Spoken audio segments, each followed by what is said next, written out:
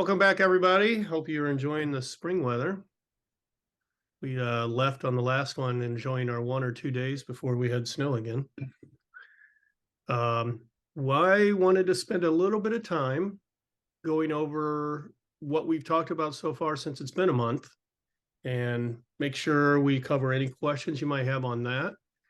And then same thing, we're going to take a lunch break. We're going to take a couple breaks. Other than that, just some 10-minute coffee and restroom breaks. And then if you guys have any questions that you've come up with, we would welcome that. And that can be even some real tough ones that I need to spend the week reviewing and having an answer for you by Friday, or class discussion kind of things that we can talk about today. Before I start, anything on your end, anything you guys want to go over? We're good. All right. Nick, I want to hear updates about your RFQ at some point too, if there are any. I think we're good on our end as far as prep. We've definitely got you guys on the list for to send it out to, but yeah, I think right now I think we're in a good place. Okay, good. Well, yeah, we wanted to help you as much as possible. Sounds like we couldn't do it for free. Okay, let's go over a little bit about what we've been studying, what we need to remember from a month ago. You guys will remember that we've had a couple of definitions, the bulk power system and the bulk electric. The bulk electric being the smaller, and in general, that's 100 kV or higher entities in some way, and it's by definition. They go in there and they talk about transformers at 100 kV or higher, generating resources 100 kV or higher, dispersed power producing resources at 75 MVA. But in general, the number to remember is 100 kV or higher. Any of those devices fall into the definition of bulk electric system. This is about approximately how you would define the bulk power system versus local distribution. Right at the transformer step down, that's where the local distribution starts. You'll recall we had interconnections that we discussed, 3 major. Actually, the Eastern and the Western are the major, and then we had the ERCOT and Quebec interconnections. If you guys want to stop anywhere, let me know. The acronyms, some of these that we discussed, most importantly, NERC, North American Electric Reliability Corporation. What is a protected cyber asset, or a PCA? We talked a little bit about the BES cyber system, BCS, the EROs, the Electric Reliability Organizations. You guys have a local one. FERC is above NERC. That's the Federal Energy Regulatory Commission. Violation severity levels, or VSLs, and violation risk factors, VRFs. We talked about those when it came to the low, medium, and high ratings that are assigned by NERC. And we looked at our case study of Duke and some of the violations there.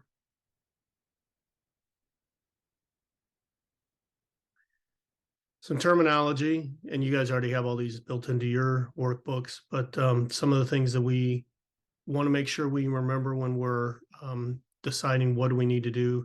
A key definition that comes up here is a cybersecurity incident. And it's important to keep in mind that's a malicious act or suspicious event that disrupts or was an attempt to disrupt. So there's your trigger. If it seems like you didn't have an incident that happened, but it was an attempt, it's still considered a cybersecurity incident. Those are reportable. The operation of those programmable electronic devices and communication networks, including hardware, software, and data. So anything that was a potential attack or potentially could disrupt, that's considered an incident. Another critical definition is the transient cyber assets. That's, for example, a laptop that's not otherwise included in the BES cyber system.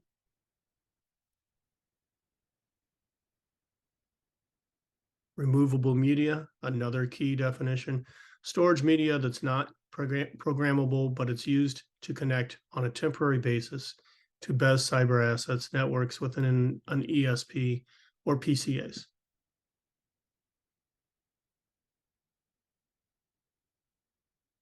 Black start, we talked about that briefly, process of restoring an electric power station or a part of an electric grid to operation without relying on an external electric power transmission network. Here's an overview of our NERC CIP standards as they stand right now and their effective date. We're going to be getting into 11, 12, 13, and 14 today. You'll see 12, 13, and 14 all had very recent versions, if not the first time. 12 is brand new. This is version 1. Came out on July 1st, 2022. This is version 2 of 13. And then NERC CIP 14 has been around for about 4 years or so. So we're on to version 3 there, but this is the latest effective date of version 3. Generally, again, I like to go over the high level of this too. CIP 2 is really scoping. What does it mean to be part of the BES cyber system? We need to identify what we're protecting first. We're going to study later a case study from the Ukraine power grid that happened just in the last 3 or 4 years.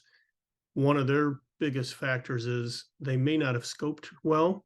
They may not have determined what is at risk. If you don't know what's at risk, it's hard to go down and say, here's what I'm going to do with that.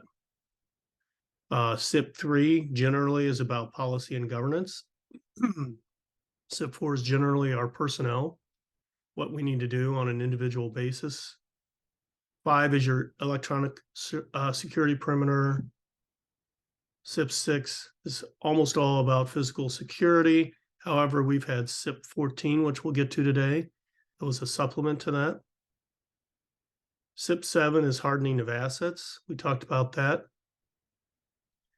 8 is incident response. So, okay, all the above, we did all this to protect ourselves.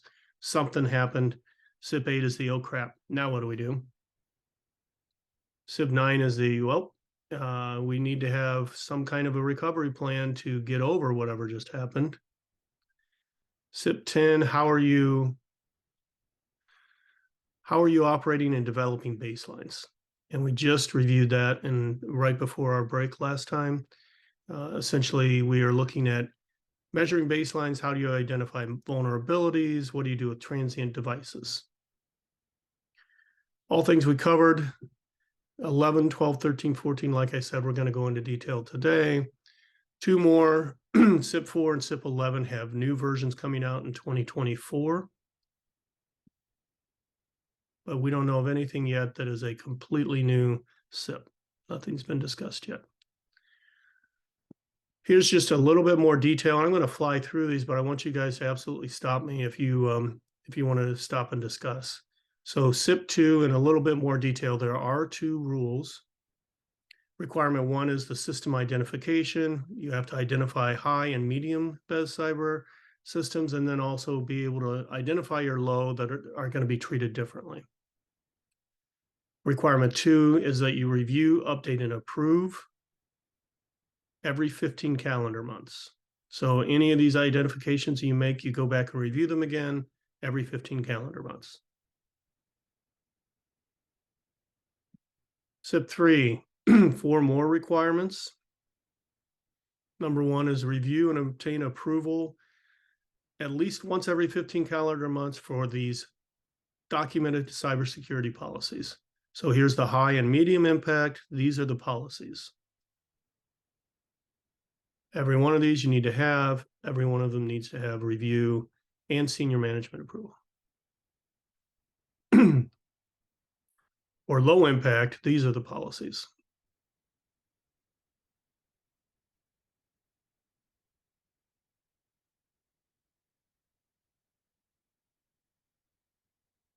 For every asset identified that has low impact, create and implement 1 or more documented cybersecurity plans that include the sections. Why are we doing this? This provides the flexibility on how to apply the security controls to meet the security objectives, but it also tells you, here's what we need. These are the documents we need. SIP 4, 5 additional requirements. These are all related to personnel and training. Requirement 1 is every responsibility shall implement a security awareness training. This is for personnel with authorized electronic or physical access to the BES cyber systems. Must do that at least once every calendar quarter. Requirement 2, you shall implement cybersecurity training programs appropriate to individual roles, functions, and responsibilities, and it tells you what this should cover.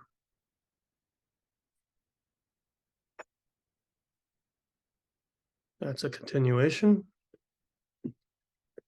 You should require completion of the cybersecurity training prior to granting authorized electronic and physical access. So new employees must be onboarded this way, must be done at least once every 15 calendar months. Requirement 3, again, we're still talking about personnel. Every responsible entity shall implement documented personnel risk assessment programs to attain and retain authorized electronic and physical access. And that includes a process to perform a 7-year criminal history record check. This is where we talked about every 7 years, no matter who you are, you're going to have to go through this check again. You're going to do it at the beginning of onboarding an employee. Requirement 3 continued. This is a criteria or process to evaluate that has to be documented. Must ensure the personnel risk assessments are completed within the last 7 years. Some kind of a process in place, some kind of documentation. Requirement 4 goes after there is a process to authorize based on need as determined by the responsible entity for all of these. There must justify anybody who has electronic access, must be able to justify unescorted physical access, and any access to designated physical or electronic storage systems. This is on a need basis only. Requirement 4 continued. You have to verify at least once every calendar quarter that individuals with those active access and unescorted physical access have authorization records. You have to verify at least once every 15 calendar months that all user accounts, user groups, user role categories, and their associated privileges are correct and necessary. So these are all things to put in your calendars. We told you we do have some programs that we can recommend that keep track of that for you. But you're going back and confirming, does everybody who has access deserve access? Requirement 5, you need to have a documented and process in place that initiates removal of an individual's unescorted physical access upon termination. This one gives you 24 hours for assignments or transfers by the end of the next calendar day, or terminations by the end of the next calendar day. We got done.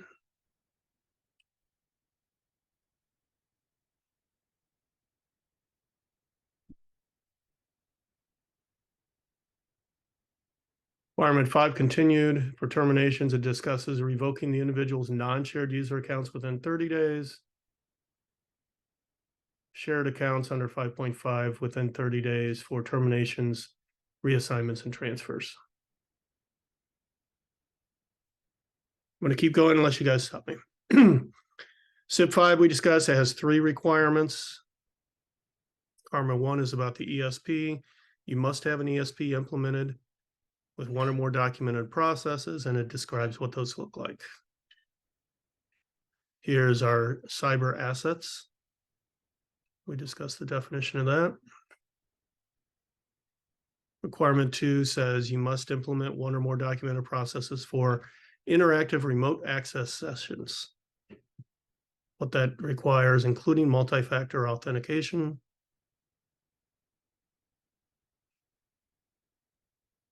Requirement 3, we talked about vendor remote access management. Must have a documented process again and something implemented that makes sure there are 1 or more methods to determine the authenticated vendor initiated remote connections, and a way to terminate those. CIP 6, 3 more requirements. Physical security plan, you must have one, must be documented. Here are some of the details. This is requirement 1 continued and continued. Visitor control programs, requirement 2. This discusses escorted visitors, must be continuously escorted, require manual automated logging of their entry and exit. Talked about your North Campus facility. Retain your visitor logs for at least 90 calendar days. And requirement 3 goes after the physical access control system maintenance and testing. Must have some kind of a program in place to do that.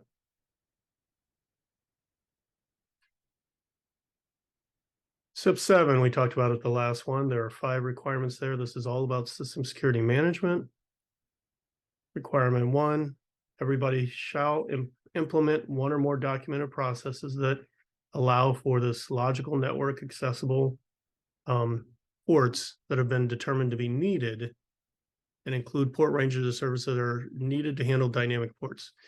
If you don't have a need, then they should be disabled. Protect against the use of unnecessary physical input and output ports. Requirement 2 goes into processes that include patch management. And then every 35 days, here's another calendar item, evaluate these security patches for applicability.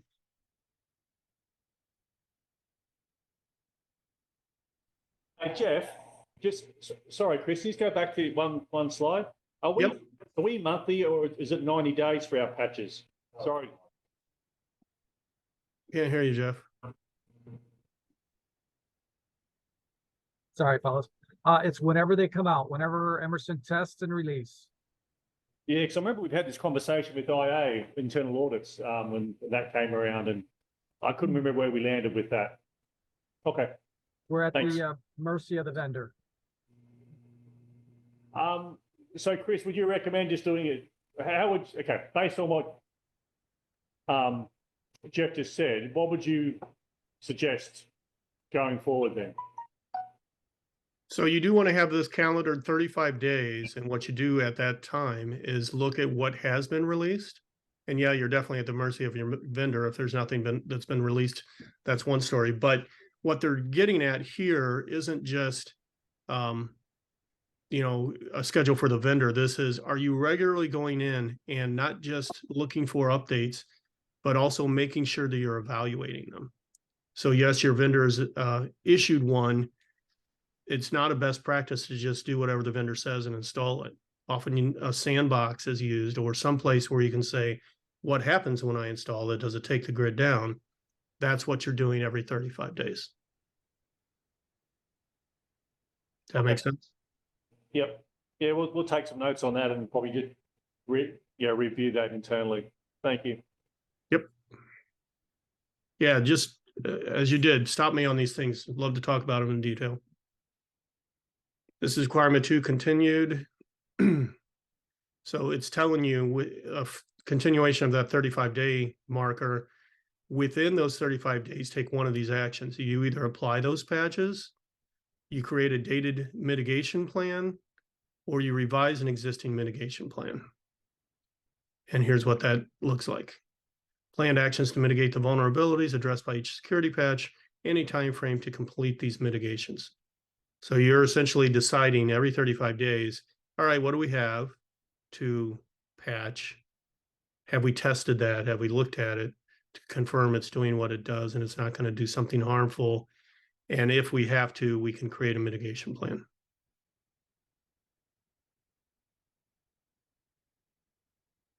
Requirement 3 under this is for malicious code prevention.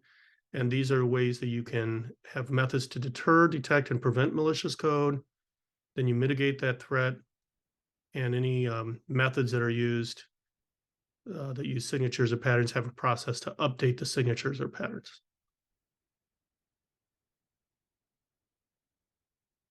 After requirement 3, we have requirement 4, security event monitoring.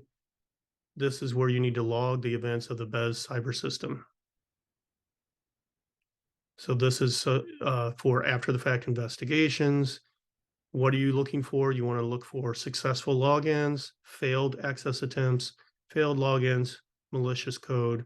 All of these things at a minimum need to be a part of what you are able to go back and look at later to see where things went wrong. You're also going to need to be able to generate alerts for security events. And that would include because of detected malicious code or detected failure of event logging.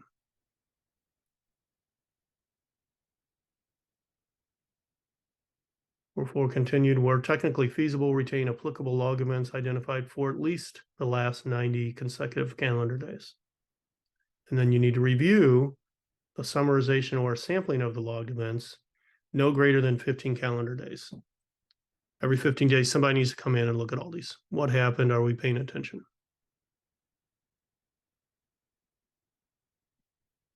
Requirement 5 says you need to have a method to enforce authentication of interactive user access where technically feasible.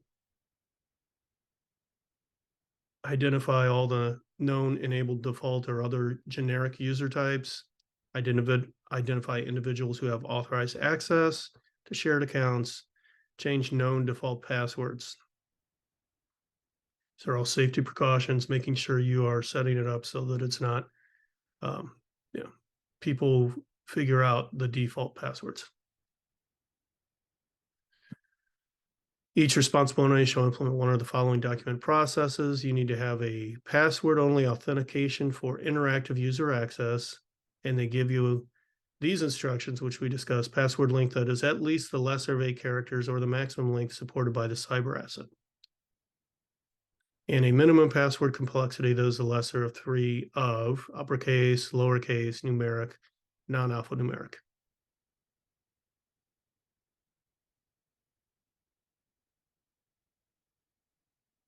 Requirement 5 continued. For password-only authentication where possible, either technically or procedurally enforce password changes or an obligation to change password at least once every 15 calendar months. I remember we had a good discussion about this as well. Probably a better practice to move that up.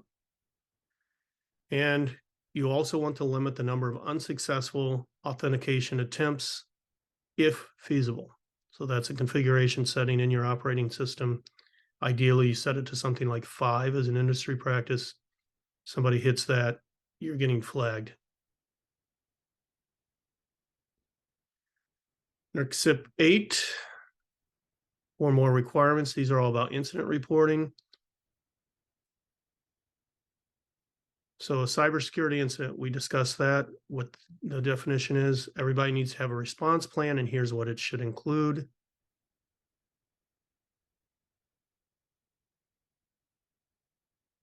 Make sure you do include roles and responsibilities. It's frequently overlooked. Requirement 2 is that every responsible entity shall implement testing of the cybersecurity incident response plans every 15 months. So you're going to actually run some kind of a paper drill or tabletop, and you actually can take a pass on this if you had an incident by responding to an actual reportable cyber incident.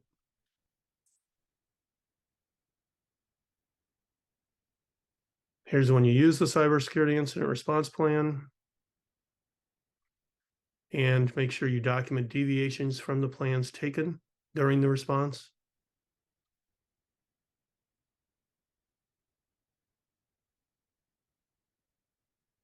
Retain any records related to the reportable cybersecurity incidents.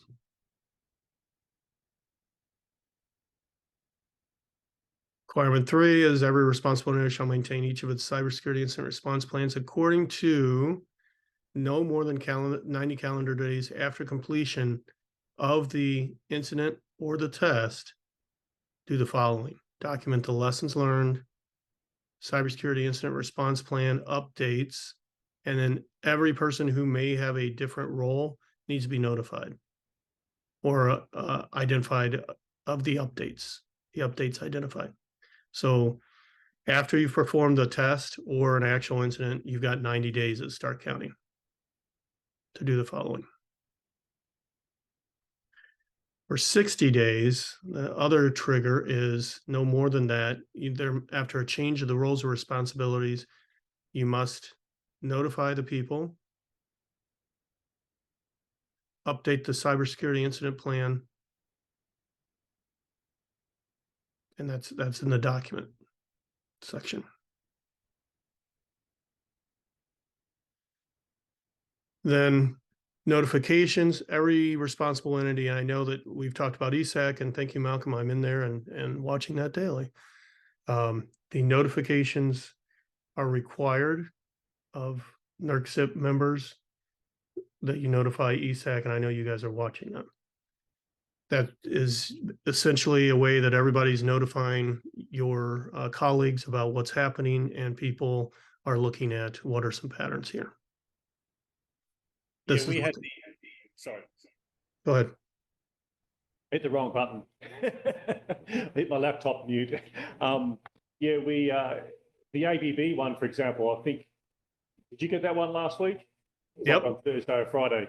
I shared that with the North Campus because we know we don't have any here, but up there I didn't really know, and I think it's a good system that they've got set up, and we do that pretty often. It's probably once every week, every 2 weeks at the latest. They send information out to the team based on what the ISAC say. That's great.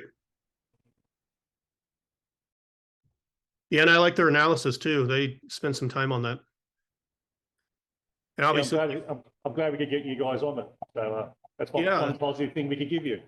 Yeah, we appreciate that. I have not forwarded a whole lot to Evie yet because there's a lot of information that comes in. But my plan is to take kind of a summary. Here's some of the highlights.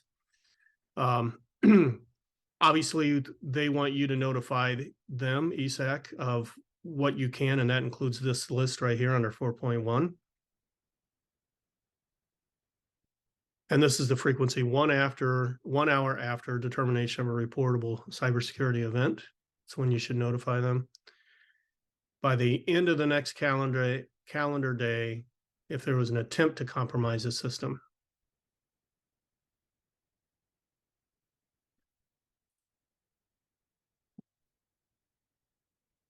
Notifications continued within 7 calendar days of determination, such as a functional impact, the attack vector used, and the level of intrusion.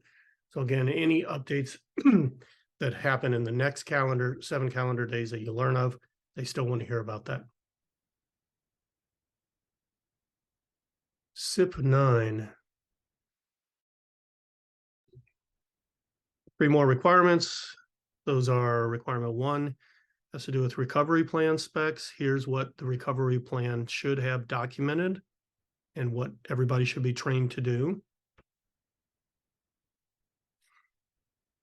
Requirement 2, you should implement the document recovery plan and test every 15 calendar months. Again, this is either do a paper drill or have a recovery from an actual incident. Could also do the operational exercise. You guys have these tests that you do? Not yet, huh? No, we have a recovery plan. Roles are identified, but we haven't tested it.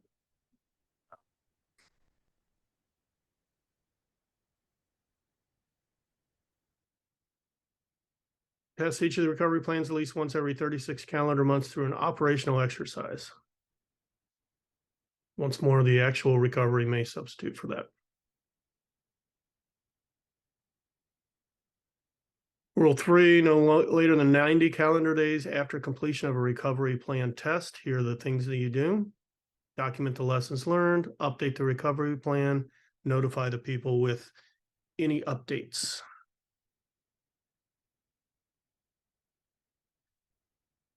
And then no later than 60 calendar days after a change to the roles, you have to notify the people of the updated recovery plan and anybody who had a role change. That's NERC CIP 9. 10, this is the last one we were going over when we took a break. This is configuration change management. Talked about the 4 requirements there. Requirement 1, develop a baseline configuration. Here's what that looks like. So you're looking at actually any software operating systems, custom software, logical network, accessible ports, security patches. You're documenting all those.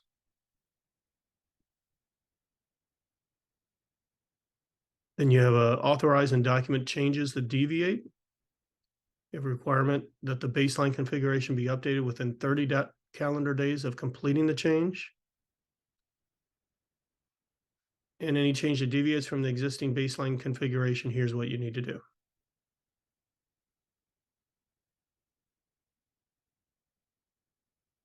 Whenever you can, for every change that deviates from the existing baseline, here's what you need to do.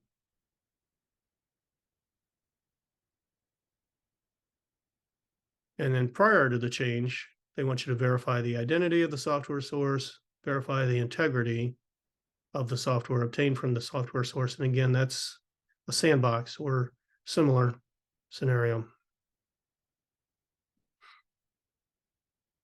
Every responsible entity shall implement a change monitoring for baseline configurations. Do this every 35 days. And you document and investigate any unauthorized changes. Once every 15 calendar months, you need to conduct a paper or active vulnerability assessment. And once every 36 calendar months, when feasible, here are the things you need to do. Perform an active vulnerability assessment in a test or production environment. Document the results.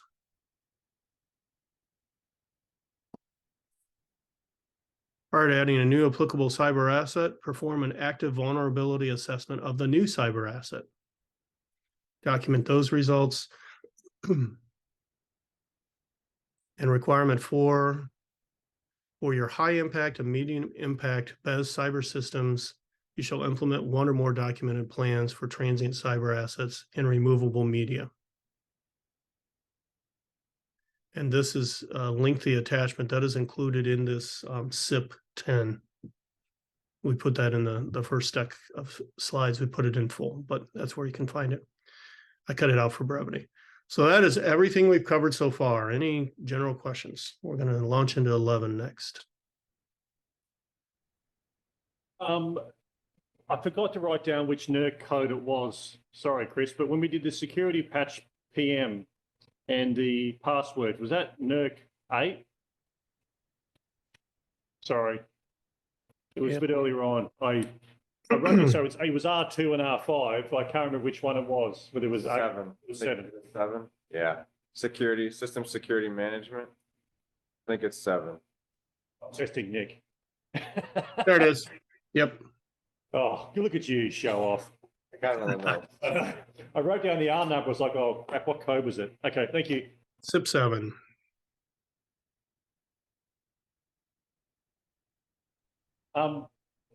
Chris, you might as well, Don, where are you? You still there?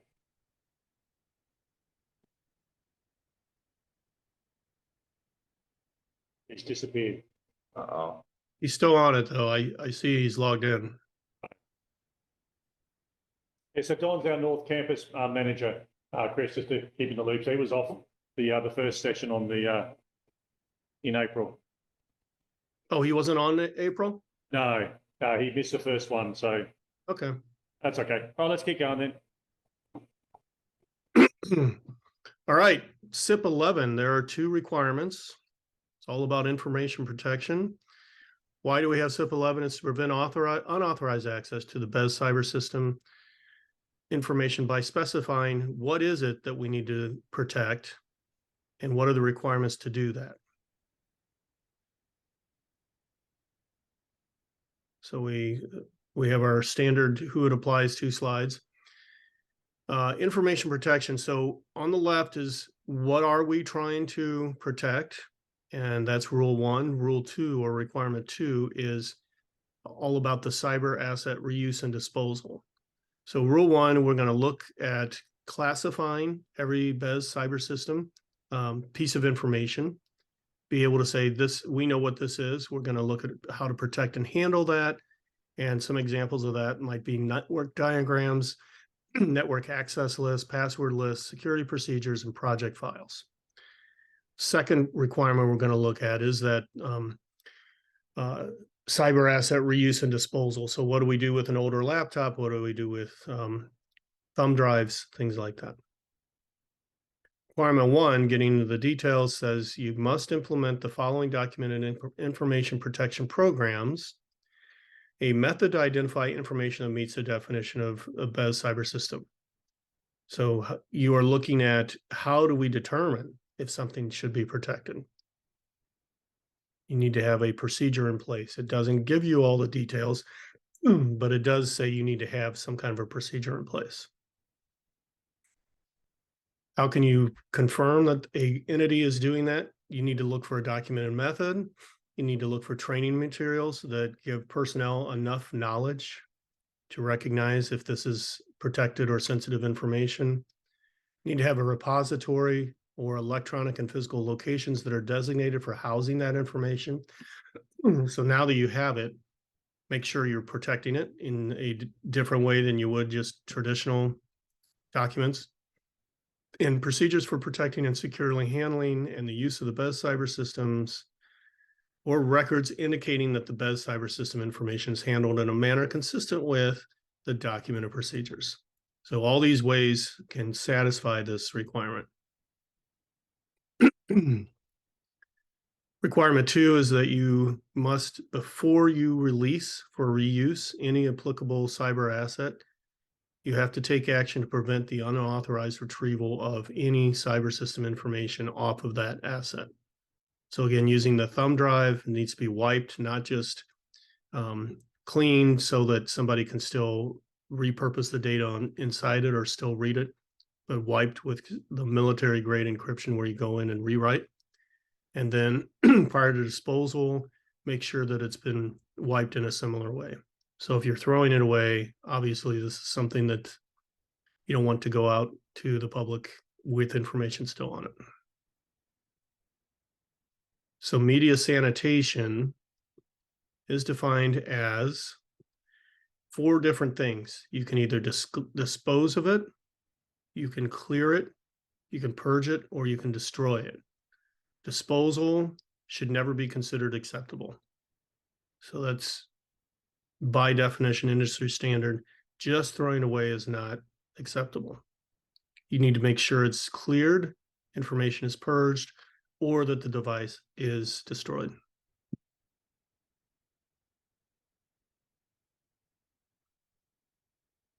Requirement 2, the rationale for this is it is the intent to reuse and to have a reuse and disposal process that prevents unauthorized dissemination of that information.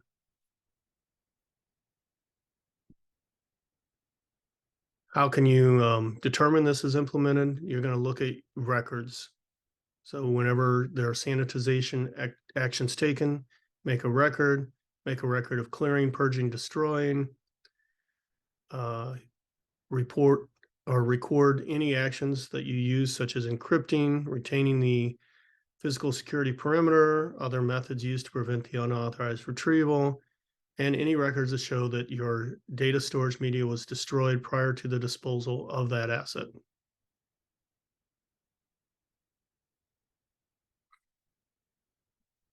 CIP 11 covers identifying cyber system information and then protecting against its access, misuse, corruption, or any kind of reading the media because it has been sanitized, repurposed, thrown away, something.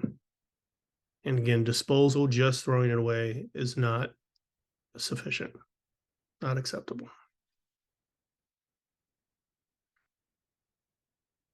So we went over 11 and everything leading up to it today. I wanted to go into the case study real quick, which is our Duke case, and then we'll flip over to 12 and 13.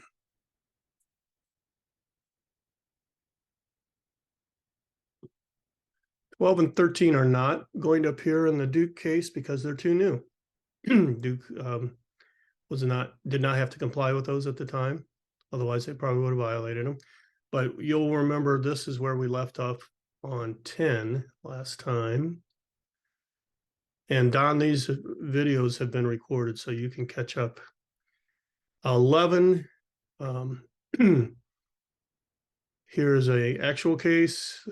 As I've shared before, this is what we've determined as Duke. The industry kind of knows about it. This is looking at how will the FERC and NERC react to violations. So this is a case study. What happened when the assessors came in and they said there are violations? This is the documentation process. This is what NERC had to say, and this was part of the settlement agreement with Duke. So they determined that the companies failed to protect and securely handle BCSI, which is the BES cyber system information, in accordance with their information protection program. So they did have a program. They didn't protect it appropriately.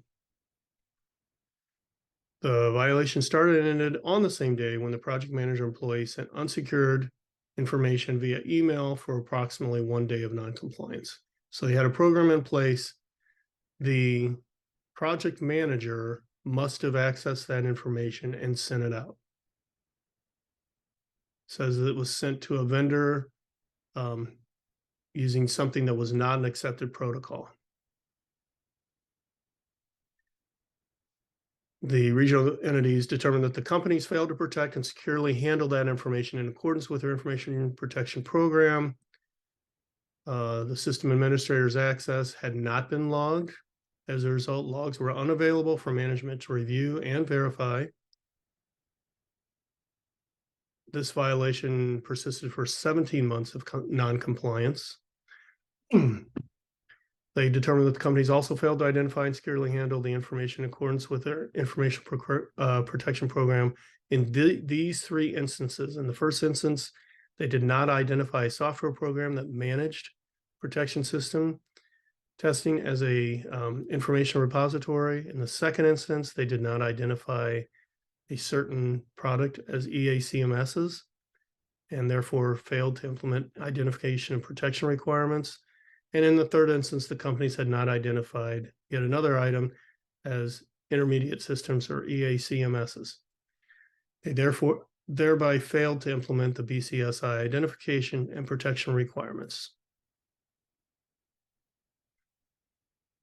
So the primary cause of this was a lack of managerial oversight. The contributing causes included a deficient process, inadequate training, and lack of internal controls. These are an aggregate, serious, and substantial risk, according to YARIs, the regional entities. Further on 11, they determined that the companies failed to protect this information in accordance with their information protection program on 3 different instances. You require, this is requirement 2. They did, in the first instance, they did not identify the EACMSs. In the second instance, they did not identify a certain device as EACMSs. In the third, they didn't identify a certain server as EACMSs. As a result, the companies failed to take action to prevent the unauthorized retrieval of the information from this data storage media. So in this case, they failed to classify, which resulted in these items were not protected.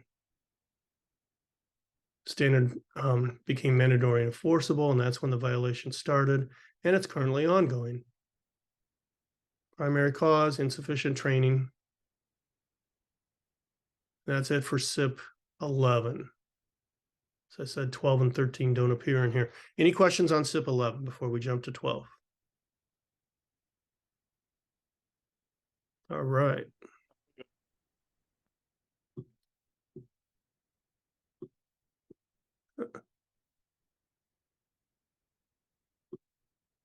I'm stuck. Oh, well, let's do it this way.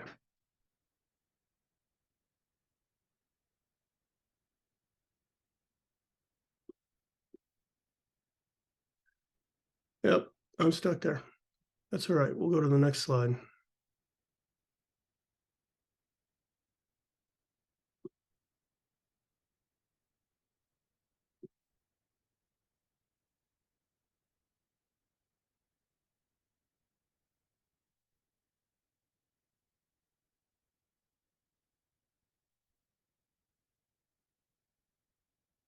Okay, mod 6. We're talking about SIPs 12 and 13 here. 12 is generally communication between control centers, and 13 is generally supply chain risk management with 3 requirements.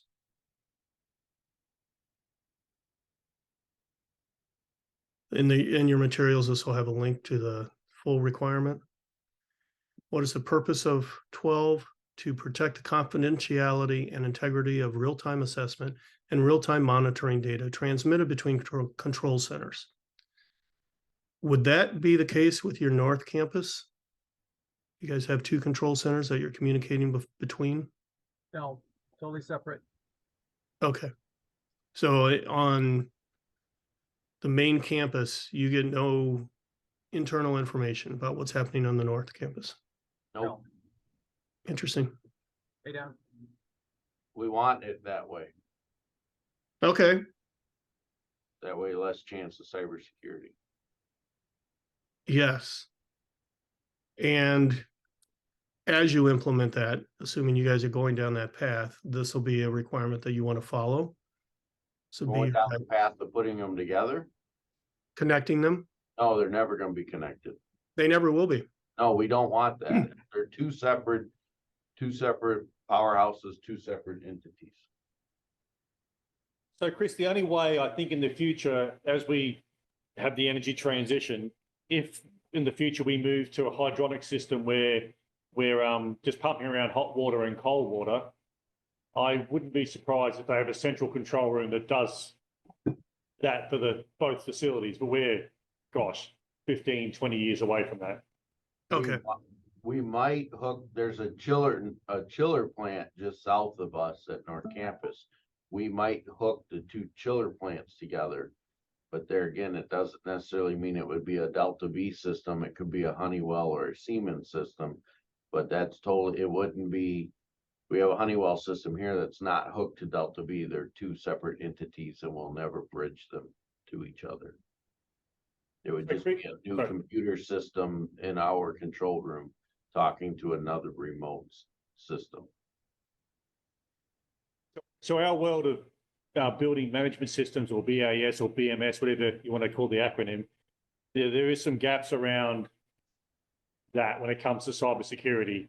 It might actually be interesting to hear your thoughts on building services systems and some of the gaps with that. So let me back up here and just make sure I'm hearing everything correctly. You have no intention, is what I think I heard, and I probably heard the wrong thing first. You have no intention of connecting North Campus to main campus, right? That's correct. Yeah, at the moment, that's correct. Yeah. Okay. The reason that might be feasible and why they would do that is for monitoring purposes. Do you have a sufficient monitoring system in place right now that if something happens at the North Campus, you guys are informed enough? No, because we run 2 separate campuses. They're not, if I have issues here at the North Campus, it doesn't affect the CPP and they can't support us in any way. Yeah, like separate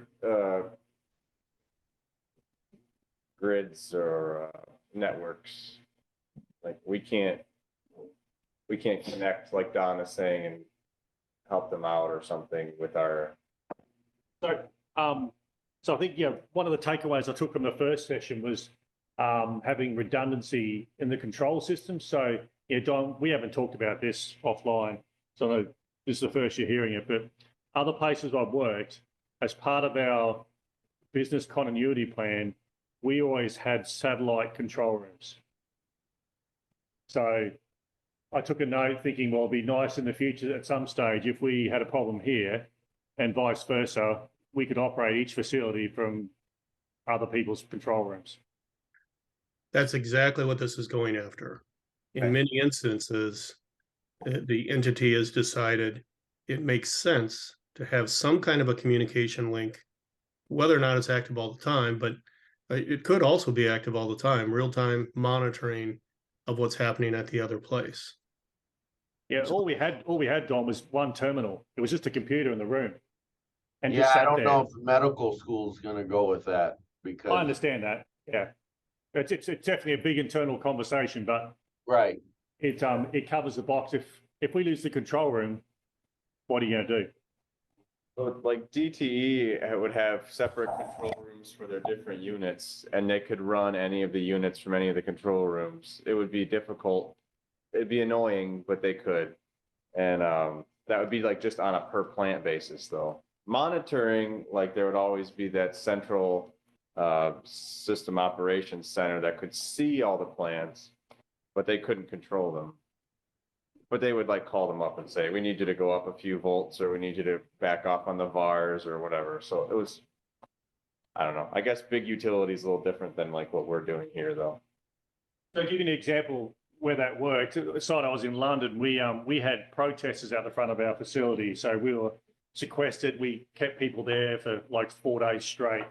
While that was happening, if the shift that was on that site, we sent the off shift to that remote facility just to check on things, to make sure the guys weren't making bad decisions because I was sleep deprived, et cetera, et cetera. So it does work. But we tested that every quarter.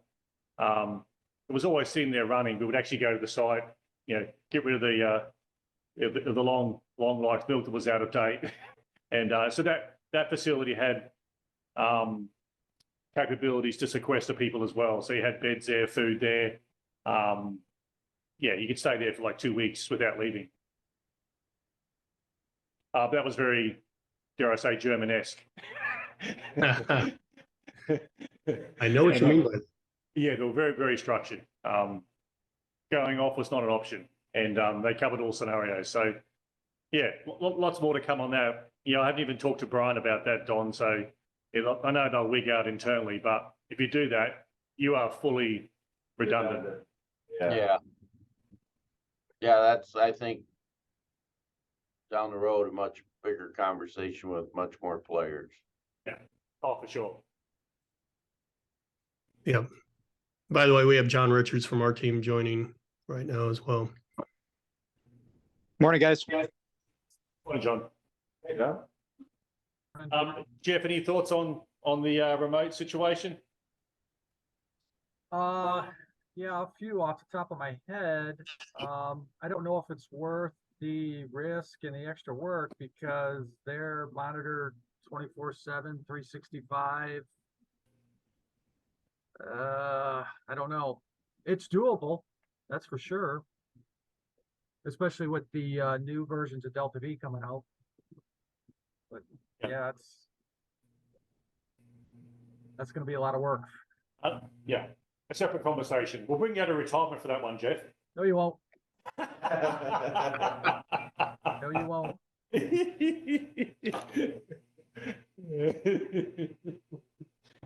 And to be clear, this is not requiring, obviously, that you go in and have control, although there are some that would do that. It could just be monitoring that something happened, there was an incident. But at any rate, you guys know what this is going after. This is how can we make sure that the information that is being exchanged is also protected in some way. So the unauthorized disclosure of the information, unauthorized modification of that information, so that what you're getting is clean. Go ahead, Don. No, I'm good. Okay, I thought I heard something. No, it was my radio, sorry. You're good. So what does that look like in detail? Requirement 1 says you have have to have some kind of a documented plan to mitigate the risks of those communications. Identify where the security protection for transmitting real-time assessment and real-time monitoring data is applied. Identify the duties of the people who are in charge of it.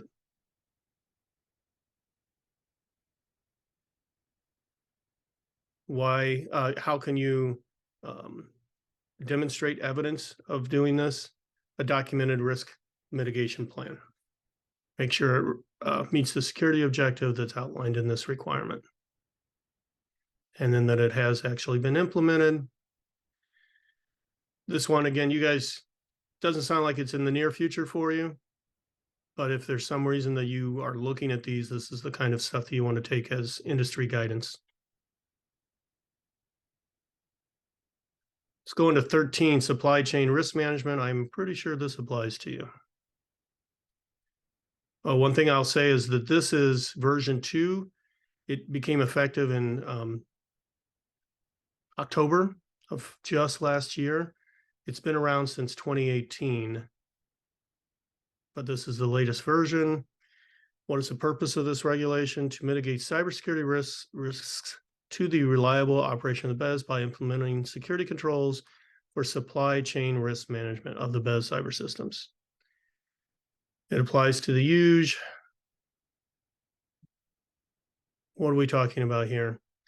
For high and medium impact BES cyber systems, you need to make sure that there are certain processes where you plan for the procurement of the BES cyber system. So do you guys have some kind of a system in place when purchasing that you identify and assess who you're buying from, the security risk from them, and do you have a process when you install it? That's what this is going after. Maybe we can talk about what you guys are doing first. Yeah, Nick and I were just chatting about this. This is we got a few opportunities to improve. It's probably the best way to phrase it around this. I know at a high level, when we're doing our expansion project, we talked about some of these issues, but we don't actually have a structured approach to manage this. Don, Jeff, what do you want to chime in? Well, we're kind of at the mercy of the vendor. It's not like we can go to a third party computer supply house and get a hard drive or a memory module or other things. Everything has to be recommended, purchased through Emerson, even software. One of our workstation has Excel on it. It has to be a certain version, certain rev, and our local business partner installs it. So, What about when you purchase a new item? Is there some kind of a sandbox or a test that you run before just plugging it in? give me an example, because everything I just stated applies to anything we've purchased so far. Jeff, doesn't Delta V Emerson do a sandbox before they put it out for upgrades or updates? They do testing on the back side of it. Absolutely, hardware and software. There That's it is. what he's talking about. Our vendors do all of that for us before they ask us to implement it. Okay, that's I great think for the versions. Sorry, Chris. I just want to say that's great for, every upgrade that you have, but also I'm assuming then that happens with new devices entirely. When you say new devices, you mean like new control valves, new? Yes, You're talking like computers or anything that's considered part of your BES cyber system. That's exactly what NERC CIP is covering. There are other NERC regulations that cover components that are not online. But I'm talking about anything that's considered a cyber system. Are you guys, somebody buys a new laptop, a very simple example. Do you guys have some kind of a system in place or a control system or whatever it might be where you confirm that this is operational the way it's supposed to be before you plug it in on day one? Well, if it's a laptop or anything, it would not be plugged into the control system. Okay. Yeah. So you just keep them separated. Yes. And then can you envision any part of your supply chain that gives you a cyber asset right now? that you buy from? We don't buy, we have an IT department at U of M that takes care of buying all of that kind of stuff. And then they take care, they're part of the cybersecurity system over here also. Okay. Actually, it's a good Yeah, point, Don. Sona, do you want to speak about what you know about from an IT, from a FOIA standpoint, what you guys do? Yeah, I was just about to say, so to add on, we have, if we are going for, new software, so we have certain process for that, and we have a security questionnaire for the, new vendor, or if we are going to purchase a new software, so they have to fill that security questionnaire, and that is based on the NIST framework. So if we feel, okay, these are the conditions we are satisfying, and they are implementing all the patches, it's about authentication, and all whatever covered in the NIST framework. So we go with that security questionnaire with the new vendor, and that's managed by the procurement services. Excellent. So Sona, I wasn't aware of that. Is it possible, could you share that questionnaire with us? Yeah, sure, For you? definitely. Yeah. That'd be great, because that was, my notes were based on, I didn't know that from a audit standpoint internally, what we do to vet vendors. Sure, I'll definitely share with you. Okay, thank you. That's great. Yep. So Chris, to kind of sum up a little bit, for our control system, like Jeff said, everything comes through Emerson, which comes through like our local rep, which is Cornerstone. They're like our Emerson middleman. And then like Sonam is saying, and Don is also saying, like everything else that's like computers and network stuff that's on the U of M kind of side that's not plant related specifically is all comes through our ITIS kind of U of M stuff. So it's kind of almost like Jeff said, we're kind of at the mercy of two different systems, I guess. At least it seems like so far from everything we've talked about. Yep, but it does sound like in both cases, they are doing some kind of a confirmation of that there is no malware, that there's nothing that you need to worry about before you plug it in. Right. Okay, well, we'll go over these just so you guys know what they are, but it sounds like this is being implemented. So you need to have one or more documented supply chain cybersecurity risk management plans for all of your high and medium impact systems. And here's what is included in those. You have to have a process used to plan for the procurement, to identify and assess the cybersecurity risks from your vendor products and services resulting from procuring and installing the equipment and software, and transitions from one vendor to another vendor. 1.2 says you have to have one or more processes used in procuring that address the following: notification by the vendor of vendor identified incidents. So you should be getting information from them related to the products and services that they offer. And then coordination of responses to vendor identified incidents related to the products or services that pose this cybersecurity risk, and notification by the vendors when the remote or on-site access should no longer be granted to vendor representatives. So that is probably another important one because of what we've seen already from Duke. If you have vendors that are coming in and they are doing service, also make sure that you have some kind of a system in place that if they no longer need on-site service or on-site access, you're notified and that closes up. That access closes up. Going on with 1.2, disclosure by vendors of known vulnerabilities. That should be some kind of a process in place for this. Verification of software integrity and authenticity of all software and patches. And coordination of controls for vendor-initiated interactive remote access and system-to-system remote access with a vendor. Do you guys know if your vendors have any kind of remote access to your products at this point? There's solar with our combustion turbines. Nothing on the Delta B. Not on DCS. And then Sam's Jeff. SEMS on the data acquisition system. They're able to remote it. But But with, they have to seek permission, from what I understand from the solar access, it's just wide open. but with solar, there's, my understanding, there's no way they're just receiving information. They can't send signals back. It's on a separate server that they're seeing the information off of a separate server. So there is an air gap between us and solar. They can manipulate data, I thought, Don. Yeah, Jeff? there's no air gap, Don. But they can't do any changes to that. I think it's just sending signal out. I don't think they can make any changes to their gas to No, our I'm sure gas the, turbine.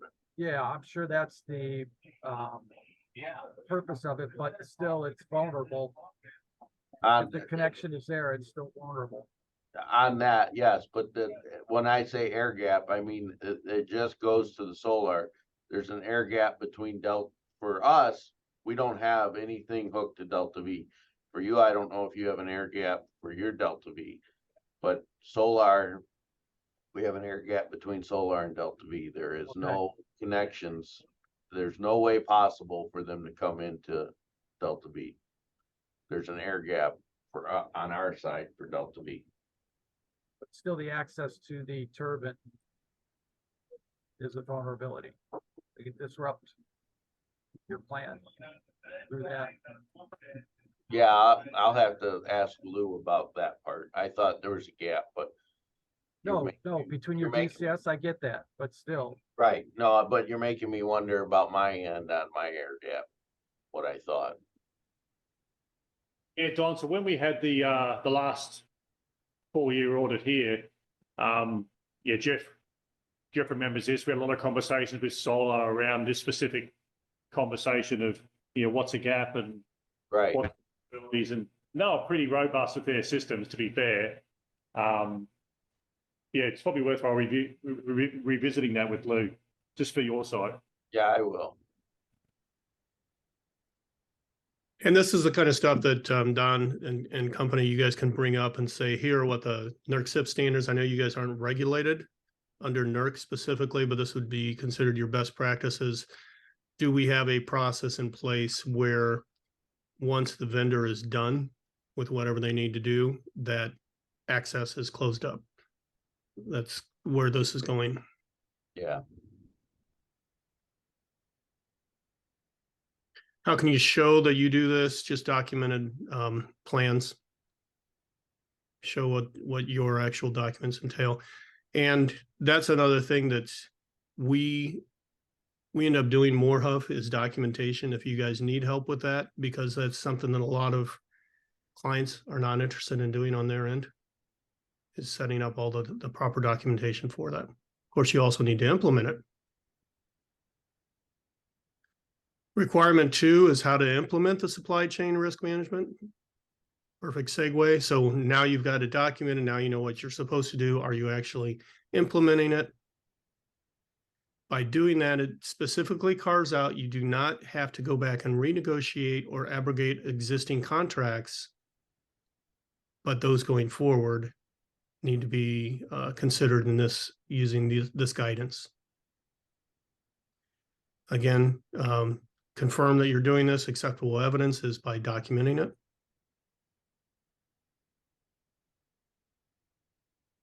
Requirement 3 says that every entity should review and obtain senior CIP manager approval of its supply chain cybersecurity risk management plans at least once every 15 calendar months. So now you're going back and reviewing it once every 15. Again, documentation services can give you this calendaring option. How do you show this? This is just going to be a matter of documenting when you actually go back and do that review. Your CIP senior manager should be able to demonstrate that I did this, I signed it on this date, and this is within the 15 calendar months. What is CIP 13 asking you to do? Develop a documented cybersecurity risk management plan for the supply chain. Ensure that any notification by the vendors you're aware of it and you're aware of the risks that happen with that. And vendors should be able to verify the software integrity and authenticate all of their software and patches. And it sounds like you guys are doing that, having your vendors verify before it comes to you. You also need to be able to consider coordination between your vendors when applicable. Make sure you're implementing that risk management plan and review that plan every 15 months. That is 13. Our next one is CIP 14. Do you guys want to take a quick break here? Maybe for 10 minutes, and we'll get into the last one. Okay. Sound good? What time are we doing lunch today, guys? What's good for you? I'm totally flexible. We did 11 o'clock last time. Is that okay still? Good for everybody? Yep. Yeah. Yep. All right, then let's take a quick break now. We'll see you at 8:55. Okay, thanks. Sure. Hey, Chris, real quick. Yeah. Let me go back to my calendar. I gotta jump off of this. I have two more. Yeah. All right, we're gonna transition into the last currently standing NERC CIP rule, and let's look at the history of that one real quick. This one is a very new rule, came around in 2014, and then we are on revision 2. However, it came right after something else happened. And for those of you who haven't heard about this yet, there was this Metcalf station. It's a transmission substation in Coyote, California, PG&E's station. What happened there was these substations are often, and you guys probably know this, way out in the country. There's not a whole lot else to look to point to as far as development or signs of life. So when this was carried out at the time, it changed the definition of how much we should protect a substation or a facility like this. There were fences, there were some protections in place. It wasn't enough. You guys can look up and read more of the details, but essentially they did have some kind of a fiber optic telecom interruption. And then they came in and perhaps not even entering the facility were able to use guns from a distance and take out significant parts of this substation. This goes through some of the details. Law enforcement officers arrived, everything was quiet. They have never caught the people that were responsible for this. Some people theorized it was some kind of a professional job. It was possibly terrorism. Other people said, no, it must have been an insider attack. For sure, though, one of the things that happened in the wake of this is FERC said, well, we're going to have some new physical security standards for substations. And that's exactly what took us to CIP 14. So next up is, let's talk about CIP 14, what that looks like. And you guys now know the reason why. It's an addition for physical security, but they kept it as a separate regulation altogether because it is slightly different for these substations and like a physical embodiment of the BES that is not necessarily with a whole bunch of people implanted there, control stations, whatever. It's a remote place. So that's the kind of difference that they said, let's just make it a completely separate regulation. What's the purpose of it? To identify and protect transmission stations and their substations and any associated primary control centers. We know who this applies to, the exemptions. Requirement 1 is you shall perform an initial risk and subsequent risk assessments of your existing and future transmission stations and transmission substations. Do you guys have any of these at U of M? Yeah, so it gets a bit complicated here. So speaking for the central campus, we have our 3 transformers, which are located right beside the plant. But technically, they're not our transformers, they're DTEs. But they're on our site. Yeah. So technically, for us to go in there, we have to ask permission from them to go into that space. It's on a separate way leave. It's part of their contractual supply to us. On the North Campus, is Don, you there? Ah, disappeared. He did mention he had to go address some things. Yep. So when you have an assessment, can I assume that these are still considered part of your internal assessment? Dare I say, in the past, I would say no. Jeff, is that correct? I would say yes, you are correct, Malcolm. Yeah. That is a very, very, very gray area. Yeah. We can assess all we want, but like Malcolm said, they're not ours. They're the utilities. Okay, so they maintain complete control. How would Yeah. you answer that question, Malcolm? Yes? Okay. Yeah. Yes. Yeah, we were just talking about this before, Malcolm, we not sure what he had to do, but he'll be back, I'm assuming. We were chatting about, Whatever it was, he had to do it in a hurry. Yeah, yeah.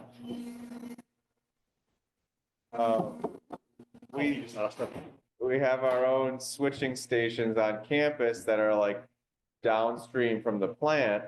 And those we have not exactly control over, but influence over because they're a different department within utilities, U of M utilities.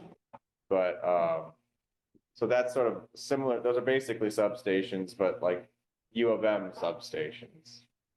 Yes, they're our switching stations. So we produce our electricity at 13.2. That then gets distributed locally through our duct banks across the central campus.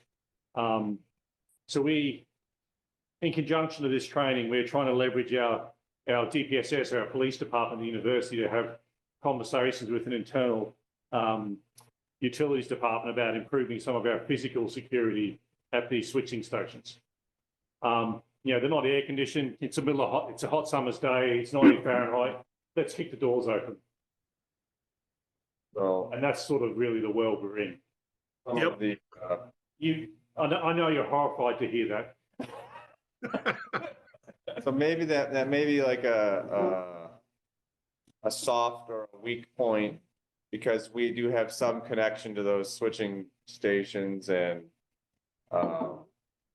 if they've got high voltage technicians or electricians out there with the doors open, it's kind of a vulnerability. So the reasons why we're having these conversations, the next stage of our upgrade work is to turn our power preservation or our load shedding system live. Now, what we've got a controller that sits in our control room, and through fiber networks, it goes out to the 4 or 5 switching stations out in the field. Now, that is a massive risk for us personally, because that room, in theory, is uncontrolled. There's no door alarms, there's no security cameras, there's no digital access. It's old school keys. Who controls the keys? How often is the door left open? Who can get into that facility and, in theory, plug something into that controller and they're straight into our DCS, which is a massive risk for us. yep. So we're trying to have these conversations. I don't want to turn this on live until we've addressed that issue. However, others out in the world don't want to even turn it on, so they don't want to address the real elephant in the room. Is exactly what we're talking about, is how we manage our switching stations. There may be some hesitancy in the other parts of utilities to have oversight. They don't really want that. It's maybe it's just easier to be more relaxed, for them. So, Jeff, you can plead the fifth on this one, mate. I'm not pleading anything. I'm all for getting Kim Kiernan on them. Am I right? yeah. We should. Give it time, it might happen. Jeff. Don, you have the inside scoop on that, right? I'll write the email if you guys want. Yeah, so it's a concern, and if you want to do something daft, you don't even, if we implemented our system and didn't address the physical security out in the field, you don't even need to come. You could be 3 miles away, plug a USB into the fiber, and it's game over. Wow. I'm not, Jeff, that's pretty straightforward how I see it. Is that correct? I know there are vulnerabilities there, Malcolm. I don't know if it's to that extent. Yeah. I off the top of my head, I don't. I'd have to find out what the SCL equipment exactly is there. But it's a vulnerability for sure. Yeah. Well, you guys know about it. That's step one, right? You wanting to address it. So again, I think some of these regulations from NERC are your justification for requesting the money and the upgrades. You can just tell them these are the industry best practices as identified by the national organization that governs utilities. Yeah. This is why we need to have this. So essentially, we're performing a risk assessment at the beginning. We're continuing to perform risk assessments. And you're looking at exactly what you guys, sounds like you've already done to some degree. What are my risks at my stations that are away from home base? You can provide acceptable evidence with documentation of the risk assessment, with identification of the primary control center that operationally controls each transmission station. For requirement 2, you need to have an unaffiliated third party verify the initial risk assessment. So not just, we identified it, we had one done. Now you have to have a third party come in. This can occur concurrent with or after the initial risk assessment. And then the transmission owner shall ensure the verification is complete within 90 calendar days following the completion of the initial risk assessment. So you can do it concurrently with that third party, independent, unaffiliated. You can do it within 90 days afterward. Otherwise, it's too late.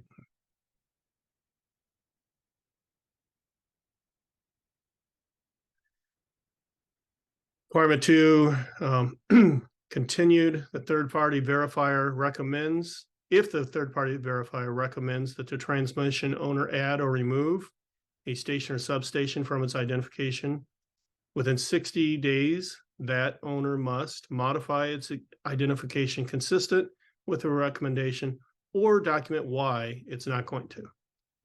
We're not going to, here's the reason why. Every transmission owner shall implement procedures such as the use of non-disclosure agreements to protect their sensitive and confidential information that was made available to the third-party verifier.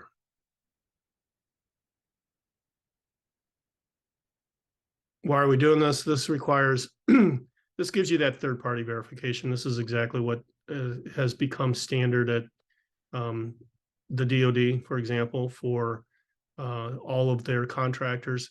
We are no longer allowing you to verify by yourself. That's not good enough. You need to have a third party come in. It also provides the flexibility for a transmission owner to select registered and non-registered entities with transmission planning or analysis experience. In other words, they're saying you can go through several different kinds of entities, just as long as it's third party, unaffiliated. And then they define unaffiliated. That means that the selected verifying entity cannot be an entity that controls, is controlled by, or is under a common control with the transmission owner. No teams from U of M.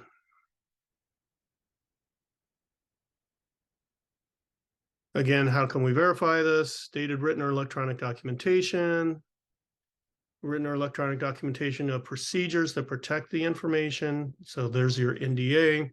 Documentation outlining the technical basis for not modifying the station or the substation if you choose not to follow the recommendations.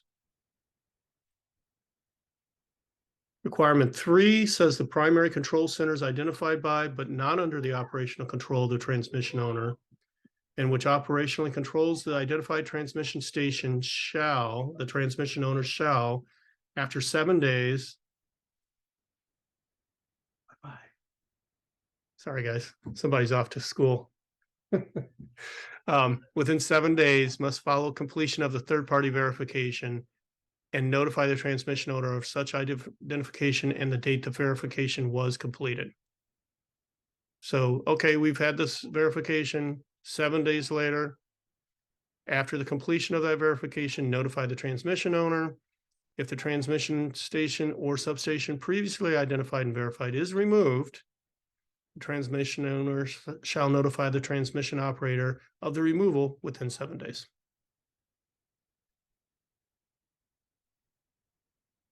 What's the rationale for this?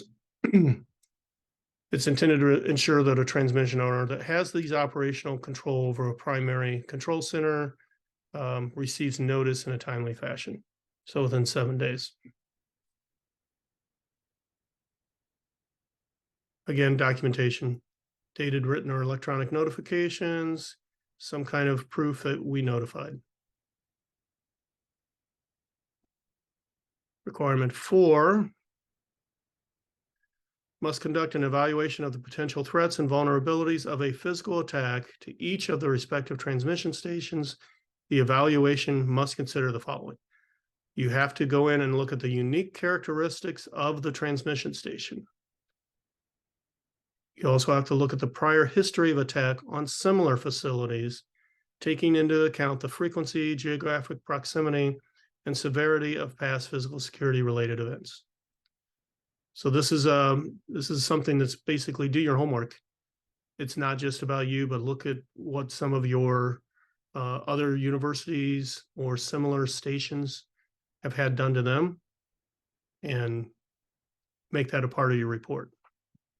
Make that part of your plan. Continuing, the intelligence or threat warnings received from sources such as law enforcement, EROs, ESAC, U.S. federal and or Canadian governmental entities, or their successors, all of these need to be a part of your evaluation.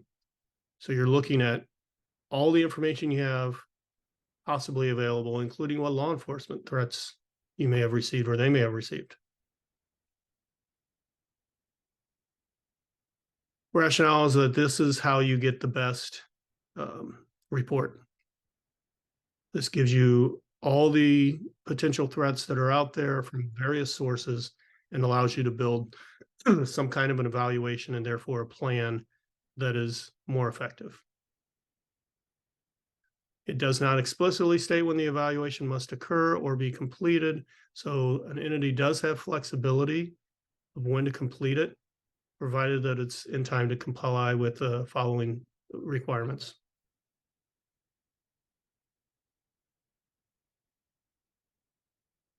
Document.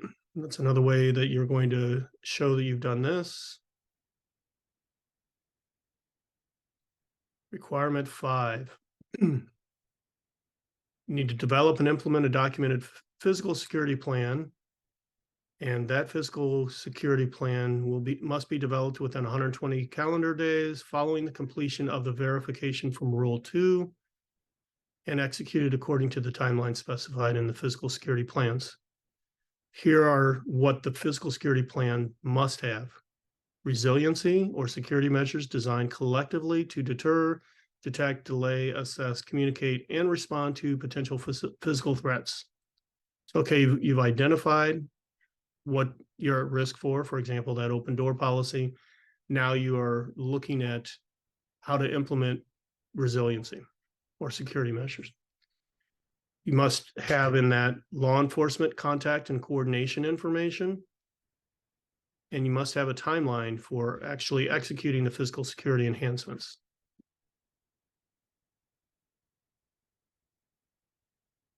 Continuing on 5, the provisions to evaluate evolving physical threats and their corresponding security measures must be included in your plan as well. Any questions on requirement 5 on these so far?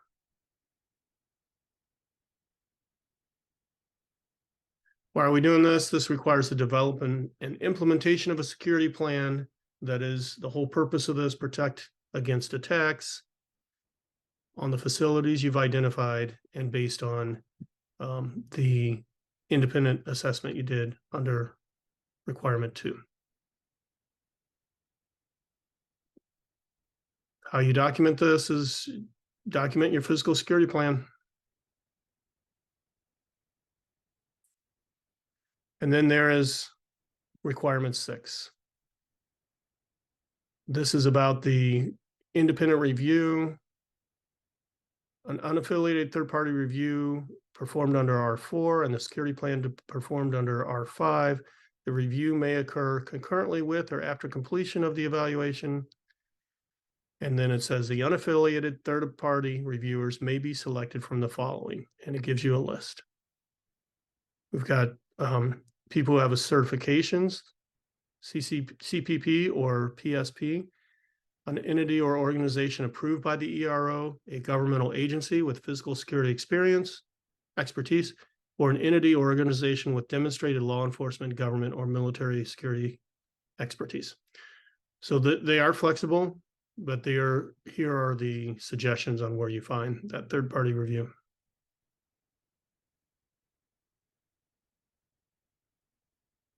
.3 says if the third-party reviewer recommends changes, the transmission owner or operator shall within 60 days either modify it or document why you're not.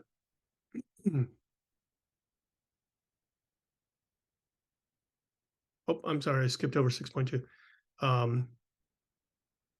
The owner or operator shall ensure that the unaffiliated third-party review is completed within 90 days of completing the security plan developed.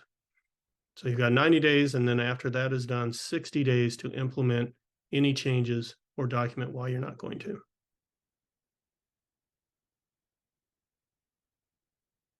.4 says every owner or operator shall implement procedures such as NDAs for protecting that information, that sensitive information that was made available to the third-party reviewer.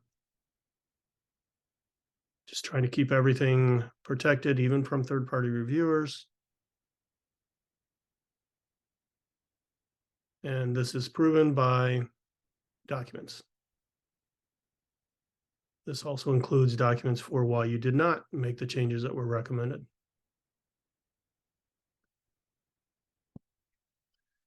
So in conclusion, CIP 14 says you need to perform routine risk assessments. You need to identify the threats to your operations, find a third-party risk assessment company and use them to get verification of your risk assessment. Notify the owner of this completion of this assessment. Conduct a evaluation, a holistic evaluation for the potential physical attacks, specifying specific system weaknesses, whether it's at open door, lack of air conditioning. Develop and implement an appropriate physical security plan based on this previous assessment and the evaluation. And then finally review the security plan and its implementation and stay up to date with potential new threats. CIP 14 and the last of the CIPs. Any questions there, guys? Lots of follow-up though for us. Sounds like it. Good. I'm going to go over what was reviewed with Duke.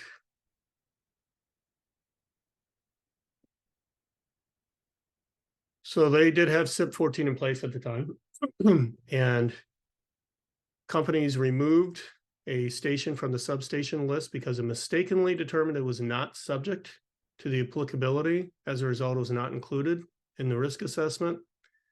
That's when the violation started.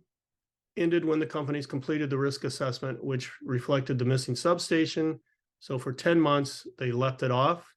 Then they reviewed it and brought it back. The primary cause of the violation was a misapplication of the criteria.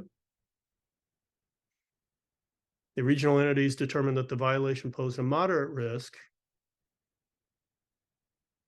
but they mitigated the violation. They ran a special assessment on the substation in question and shared the results with their unaffiliated third-party vendor. They revisited the CIP 14 best practices with other companies, transmission planning corporate affiliates, and they modified and republished their CIP 14 methodology so that in future assessments, they would include the transmission station and all transmission stations that should be shared with the unaffiliated third-party verifier. They made no exclusions. So they did actually mitigate this one. And this became a part of, but not obviously, I think, a small part of the $10 million settlement agreement. This goes into a lot more detail, guys. I'm on page 53 of 250.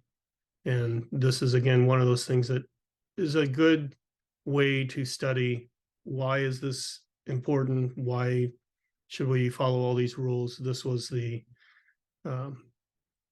regional entity going into more detail than any other case I've seen for why it's important and what you can do to protect yourself from the scenario that Duke found itself in. Any questions about that case? Do you know any of the backgrounds how they missed that substation? I don't. What I read between the lines is it seems to me over and over, management didn't have a whole lot of input on things. And so lower down, people would come up with their own ways of doing things, which many of which were not following the letter of the law. And I think that's based on my reading between the lines, what happened here too. Somebody down in the chain said, okay, let's look. Oh, I don't think this particular substation is applicable. Let's take it out. And then they did something later and figured out, oh, it was. Let's put it back in. So that sounds like a mistake, but because it didn't say this went directly to upper management, I think it was just lack of uniformity. We'll probably get into the weeds of this particular case, but I imagine they had their own audit committee from a NERC standpoint. Or is that the case, Chris? Did they have their own? Did Duke have like a team of people doing NERC compliance? They do, and they did, but I think this highlights the reason for doing a better job. Because it seems to me that this became such a behemoth of a corporation that there was no central planning, central governance. Hey guys, this is what you need to do. Yeah, because Nick and I were just talking before about his experience and my experience. It's like, oh, yeah, the compliance people come in, you got this piece of paper, you need to follow this. And it's like, you're out in the field, it's a nightmare. Yeah, and that's the sort of the tone, how it really comes across like. And Assessors are pretty much not liked. Yeah. Worst people on earth, right? Yeah. Yeah, they're up there with parking inspectors. Which is a very sore, salty subject with Nicholas. I recently tried to fight a parking ticket on campus and was smacked down. You fought the law and the law He won. did. It's an oft-told tale. Yeah, he went in there. Was it $20 originally? It was $30 originally. And then he came out. It was 50. Whoa. The judge was like, how dare you question my authority? Just in case you were wondering who's in control. yeah, I was disappointed. Sorry, Nick. Sorry. It still makes everyone laugh, though. At least someone can get something good out of it. Well, at least we're not in LA. I think every parking ticket I got there was at least $150. Yeah, exactly. That's horrible. Oh, they were rough. Yeah. Wow. And I argued a couple of them. I'm like, no way. There was no place to park. I put on flashers. That's the point of flashers. I ran in. I got a Right. ticket. Yeah. Oh my gosh. They must have been hiding behind the tree waiting for you. Oh, yeah. After they staged the 15 cars that took up the entire parking lot, I think it was a trap. Trying Anyway. to get some revenue. We digressed. Oh, yeah, and it's good money. They make a lot of money. So, yeah, bottom line, it seems to me that's, and this case really drove it home, you need to have not just an internal assessment team that does their own internal review, but also one that is heavily advised, if they're not experts in the field already, or a third-party entity that is heavily advised by management on how to do it properly. Not just your, hey, let's go have some beers and check out this substation out in the country. It's to be taken seriously, and I think they made that very clear in this case.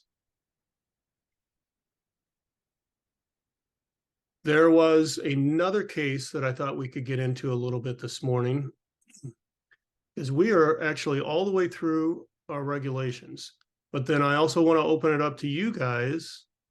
If you have any questions yet, not come up with some over lunch break if you want to go down this path. We've got day 3 too that we can do this, but I want to go into what's specific to U of M, and maybe how can we look at your particular scenario and look for justification for whatever goals you guys have. One thing, I didn't get that. Could you try again? you guys hear that? I heard it. Sorry, I'm still not sure about that. Okay, can you hear me? I got you. Good. Did you hear Siri? Yeah. Yeah. She's talking to me. Okay, so here's one of the cases that I wanted to look at. Ukrainian grid. And there's actually an article, I can send this link to you, on how NERC CIP procedures may have helped in that attack. So back in 2015, Ukraine was impacted in a cyber attack, and some of the things that happened there are a lesson for all of us, even if we're not being regulated by NERC CIP. And this article goes into what might have been a better outcome had Ukraine followed NERC CIP. One of the things they talk about is the attackers passively sought information about the target, but that's really hard to detect. So they're looking to identify employees of interest, business locations, technologies and use, etc., seeing what they can find publicly to better gain knowledge about how to perform an attack. So CIP 11 is about information protection, and that's why you're trying to protect your network diagrams, anything that gives information about U of M that doesn't need to be out there. And that's probably a good thing to review the websites, anything that's on your U of M portal or any place else that talks about the power plants. Even knowing where they are, which I'm pretty sure is public knowledge, is something that's debatable whether or not it should be protected.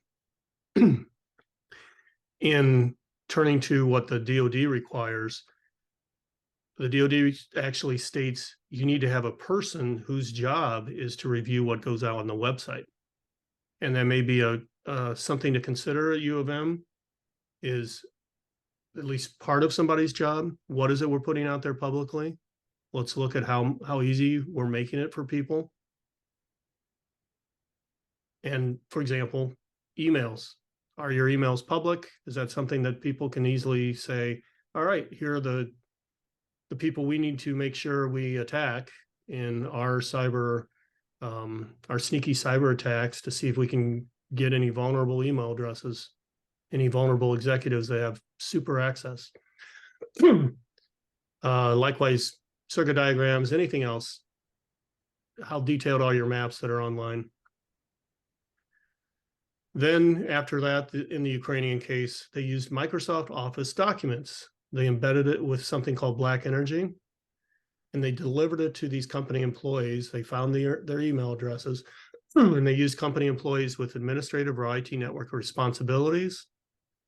They used this corporate email, but even though that's likely out of scope for NERC CIP, because network isolation should be taking place, but this malicious code could be transmitted through the email and preventative, you do things like whitelisting, intrusion prevention systems, and monitoring, which is set up in CIP 7.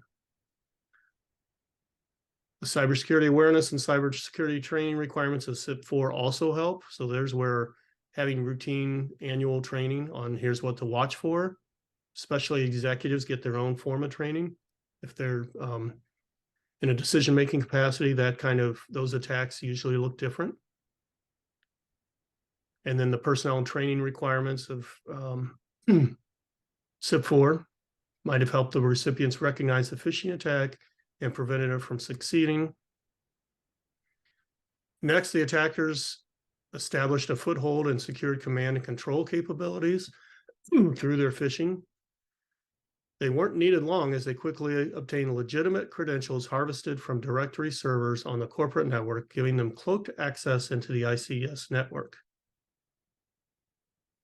Depending on the configuration of directory services, these corporate systems would likely have been outside the scope of NERC CIP, but assuming that the SCADA environment would have existed within a CIP 5 required electronic security perimeter, they would have had to have identified all inbound and outbound access permissions to the ESP. So they would have notified and had at least a log of what happened. Additionally, they would have had to use an intermediate system, which most certainly would have been in scope for NERC CIP, requiring all applicable CIP 7 and CIP 5 measures, including multi-factor authentication for interactive remote access. There's another justification for the multi-factor. I think you guys said you were not using that, at least on North Campus, right? For the DCS, sorry, Joe.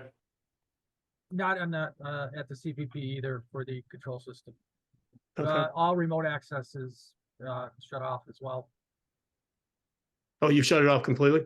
Oh, yeah. Okay, that's good. So Sonam, do you want to touch on some of the IT email stuff? So Chris, can you scroll back up? Just in regards to the scanning we do on emails, etc. I'm not really up to speed with what we do internally for that. So you're probably looking at this, right? Yeah.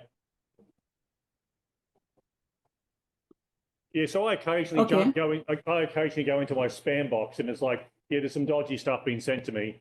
So the spam box is doing its job.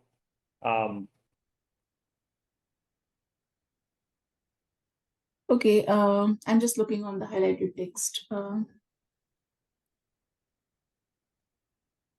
So specifically, I don't think so. We have, as I'm aware of, the intrusion prevention systems, but we have, all the servers that we have, behind the firewall and some of the firewall, next generation firewall, but specifically, generally, whatever the email we got in, in our mailbox, those are being scanned by the IA. And the another thing about that CrowdStrike, so we have installed CrowdStrike everywhere. So whenever any incident happens, then we got an alert, and so we are monitoring with the CrowdStrike that. And some of, the vulnerability scanning that I receive every month. And I noticed some of the servers from Central Power Plant we have on that. Might be Christy is recently reaching out to Jeff, one of the vulnerability.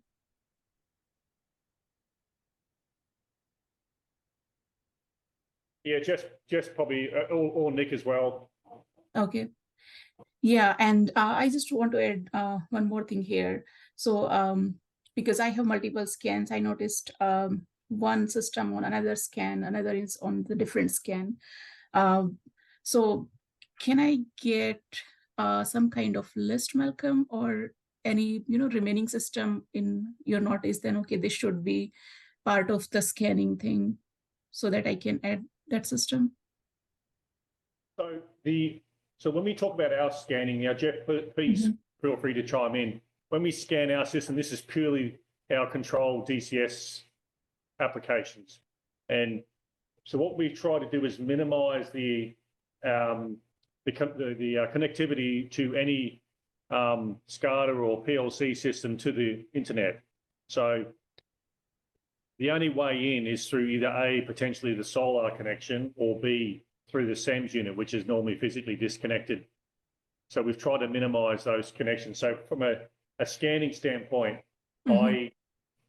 historically from the utilities, there's two separate worlds of scanning. So the I&C department does all the controls work, and the IT team does all the internet, email, server type scanning. Okay. And there's always been like a firm demarcation with that. It really just an open conversation for the group, really. That's how I've seen it in other places, and it's worked fairly well. I'm not quite sure if that's deemed international standard or best practice. That's probably one for Chris to mention. We have the added dynamic of Aspen as well, Malcolm. Yeah, sorry, I forgot Aspen. Yeah, So that's a concern. That's a major concern. yeah. Sorry, I forgot for about the Aspen DC. users. Yeah, from the historian standpoint. So, yeah, so scanning that. So, Jeff, you want to talk about what Mike does with that, or Mike's team has done in the past with the scanning of the Aspen system? Well, it's not necessarily a scanning, but all of our emails, if I'm not mistaken, some of them are all monitored, aren't they? For anything malicious? Yeah, I think so, because whenever we are receiving any email or anything, then definitely it will, so the email monitoring, that is a different thing, but the system scanning, that's a different thing. Right. So scanning system is like we are, running our scan every month, and we are finding the vulnerabilities or any patches is available, that kind of thing. So that's a part of a different tool and the different category. But the monitoring the emails, and if we are plugging in on the system or anything malicious we are detecting on the system, that's a different thing. So there are two different partition, I can say, two different tracks. And monitoring anything malicious on the system, if something is plugging in or anything malicious is coming in, so those are detected by CrowdStrike. Right. So we need to get CrowdStrike sensor installed on the system. And the scanning is like, it's our, we need to just, configure our systems with the scanning tool, and we can get monthly or whenever we want to schedule it. Does CrowdStrike still protect somebody from clicking on a link in an email? Not preventing them from clicking on it, but taking out the ability to click on it if it identifies it as a threat? Yes. If CrowdStrike identify, okay, this is a threat, so how the workflow works. So we will receive an alert out of that. If it's a malicious file, so it immediately sandbox that, and it's quarantine that file, and we just perform the initial, we have a certain procedure for that initial incident response and figure out what exactly it is we are getting, what's the reason behind it, and then we contact the concerned person or the IA for that. But for certain cases, it does. For certain cases, we need to, perform the standard incident response procedure. So I would like to tell you the recent incident. That's a low-level incident, but this is about the BA system. So I think we were investigating last week. And so there was a certain EXE got installed, I think several years back, but might be some driver update or something. Some update happened and it got detected recently. So CrowdStrike automatically blocked that file and quarantined that file to prevent us. Okay. So that's how it works.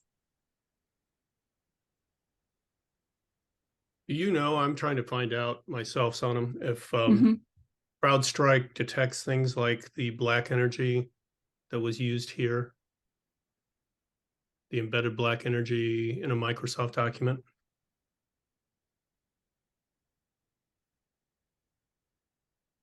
I'm not sure. I haven't found verification.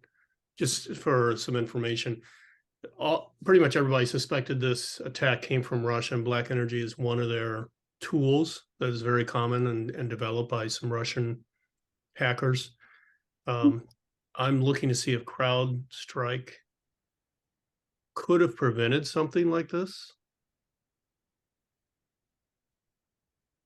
But I don't know.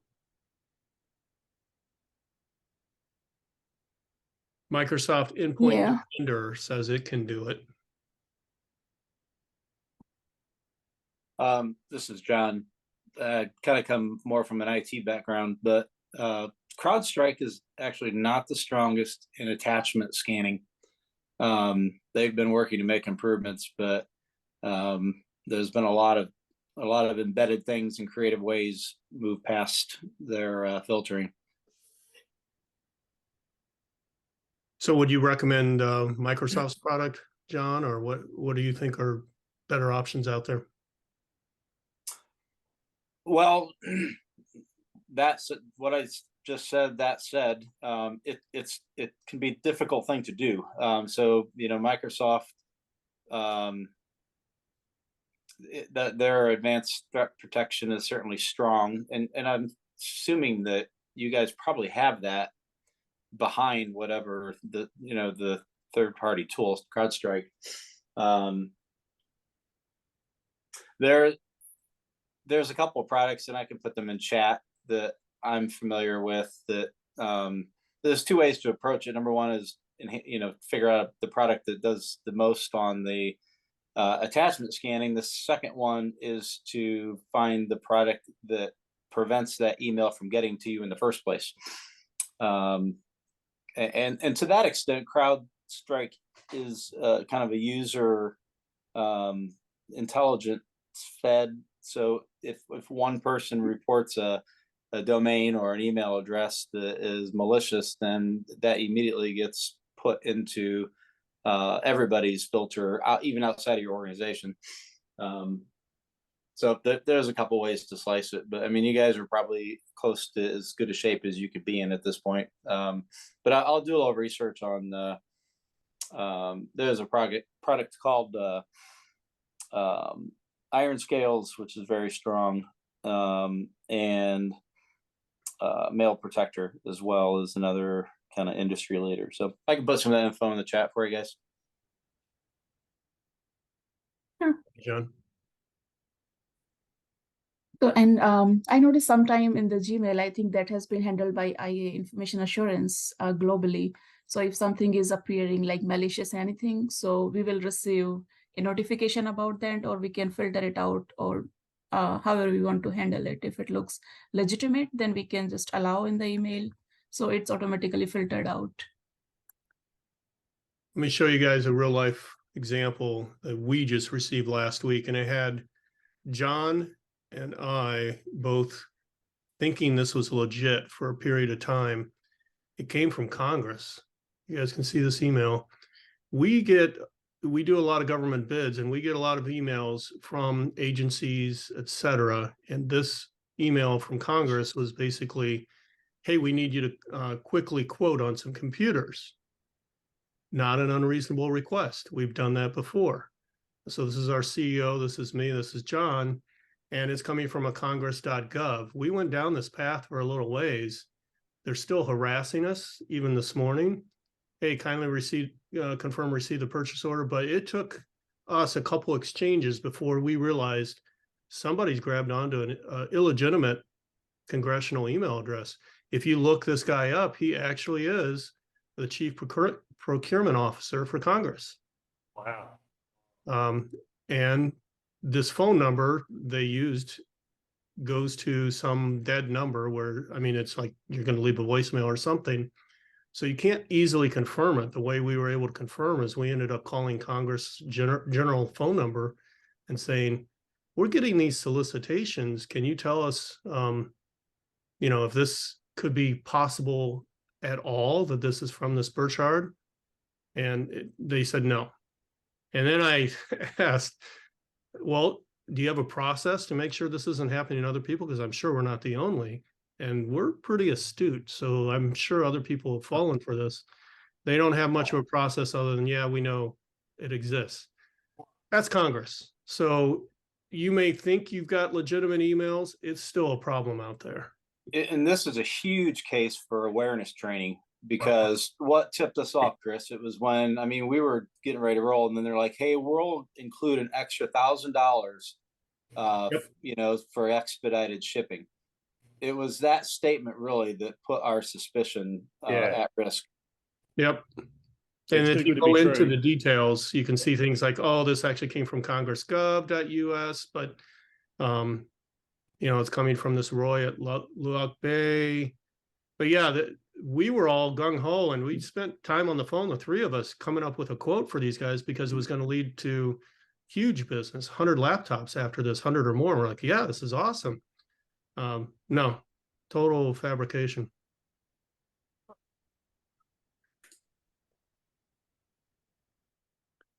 So there's not always that kind of time.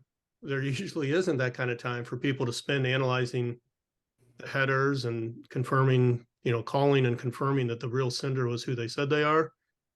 This is why training is critical, like John said. Something if you guys aren't doing it internally, you should really consider it. Yeah, no, I got an example. I can talk about it now. It's been a while. Jeff, you don't know about this either. So we received an order from Chemtree, which is our chemical treatment company, who does all of our water chemistry at the central plant, North Campus, and our outlying boilers. And we just set up a new contract with them like 4.5 years ago. And they got this purchase order from the University of Michigan. It had our logo, everything looked legit. It had a live work order number to their contract, but it was after $40,000 worth of fluke electrical meters, which we would never use that vendor for. And the vendor did the right thing and said, oh, we can supply these for you, but why are you going through us? So Nathan, our operations superintendent, was a chemist at the time, got this invoice and got this order, sent it through to me and said, yeah, let's kick this up. This is dodgy. And it turned out there was some issues internally over that. But yeah, really, really interesting examples that just, if it looks too good, yeah, it looks unusual. That was probably a good example of here. And I don't really know what happened to the outcome of who did what, but we've never received any more like that. But it was a review about it internally. And the good thing is we caught it beforehand. And the other thing that really got us was when we went to look at the delivery address, it was some dodgy warehouse in the back part of Detroit, which the university would never have. Yep. Yeah. And that's when we said, no, this is someone's trying to fleece us. Let's pick it up. But yeah, for you guys, wow, that's, yeah. Yeah, our shipping address was some back alley house. Yeah, yeah, Of course. yeah. But 40 grand's worth of fluke meters. You could do a lot with those. John is a huge fan, and I can appreciate as well of ChatGPT. And I keep reading ChatGPT is helping these guys make even better scams. They're getting good. Yeah. And I think taking some notes, going back to NERC 4 about, I think in regards to training and just talking about it and making people aware, not to assume everyone's good intentions. There are some tools that are included in Microsoft's security center that allows you to schedule and coordinate purposeful spoof emails and send them out to organizations, on a weekly or monthly basis, and target specific users with, messages that would mostly appeal to them. And, just you get reporting back on, see how they interacted with it. DTE did that a lot. I remember they would always get people, they would put one that you have only so much vacation left, or you've got, people would always click on it to check, and yeah. But it got to be pretty good though, because most people would just like throw everything that wasn't from someone they were expecting into spam. And that, that's good training. That's cool. I don't know, do we do that? Sonam, do we do that? sorry, Like the What were you targeted, asking? they're not actually spam, but it looks like spam and it's from internal. Like, do we simulate that to people? Do we send pretend spam to test to see how people, if they interact with the fake Um, phishing emails?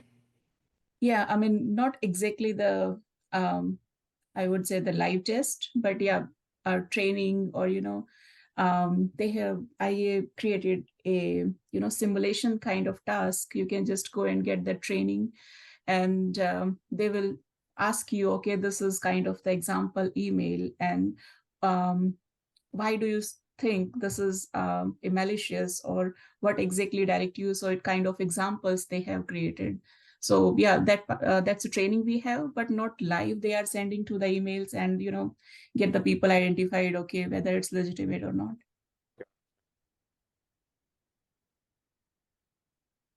So what kind of training you guys currently have internally on that stuff? Yeah.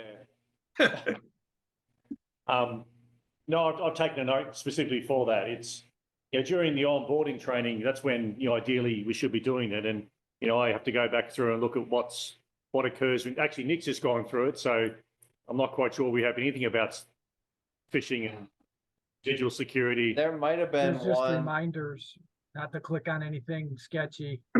Oh, yeah, I think that should be in the litmus training, or I think it's the name DC 101 data protection training. I think I took, So yeah, I took so one of, I think for that, yeah. I remember last year I took that, and it was part of the mandatory things for me. Yeah. So Yeah. A lot of the recommendations right now, and again, referring to the DoD, because they're really setting the standards for all federal agencies. And I think after the last time you and I met, the DoD came out and said, the director of the cybersecurity, the program I'm talking about, said, we're expanding to all federal agencies. We're all going to do the same thing from now on, because we just need to up the game. But overall, one of the biggest changes was third-party assessments to come in, but all the regulations that the third-party assessors are looking at include, among many other things, training. And there's annual training, there's quarterly training, depending on how important you are in your organization and your decision-making, you can be subject to quarterly training. That's something you guys may, again, if you need justification, let us know. I'll point you to exactly where the federal regulations are requiring of agencies. We can get that to you guys to show whatever superior, hey, we need the budget for this, we need internal training, because it is people like us who are in the industry. We're still getting led down a path where we're like, wow, this is exciting, and almost pulling the trigger. So it's the threats are real. They're getting more and more sophisticated. It's worth training your people regularly. All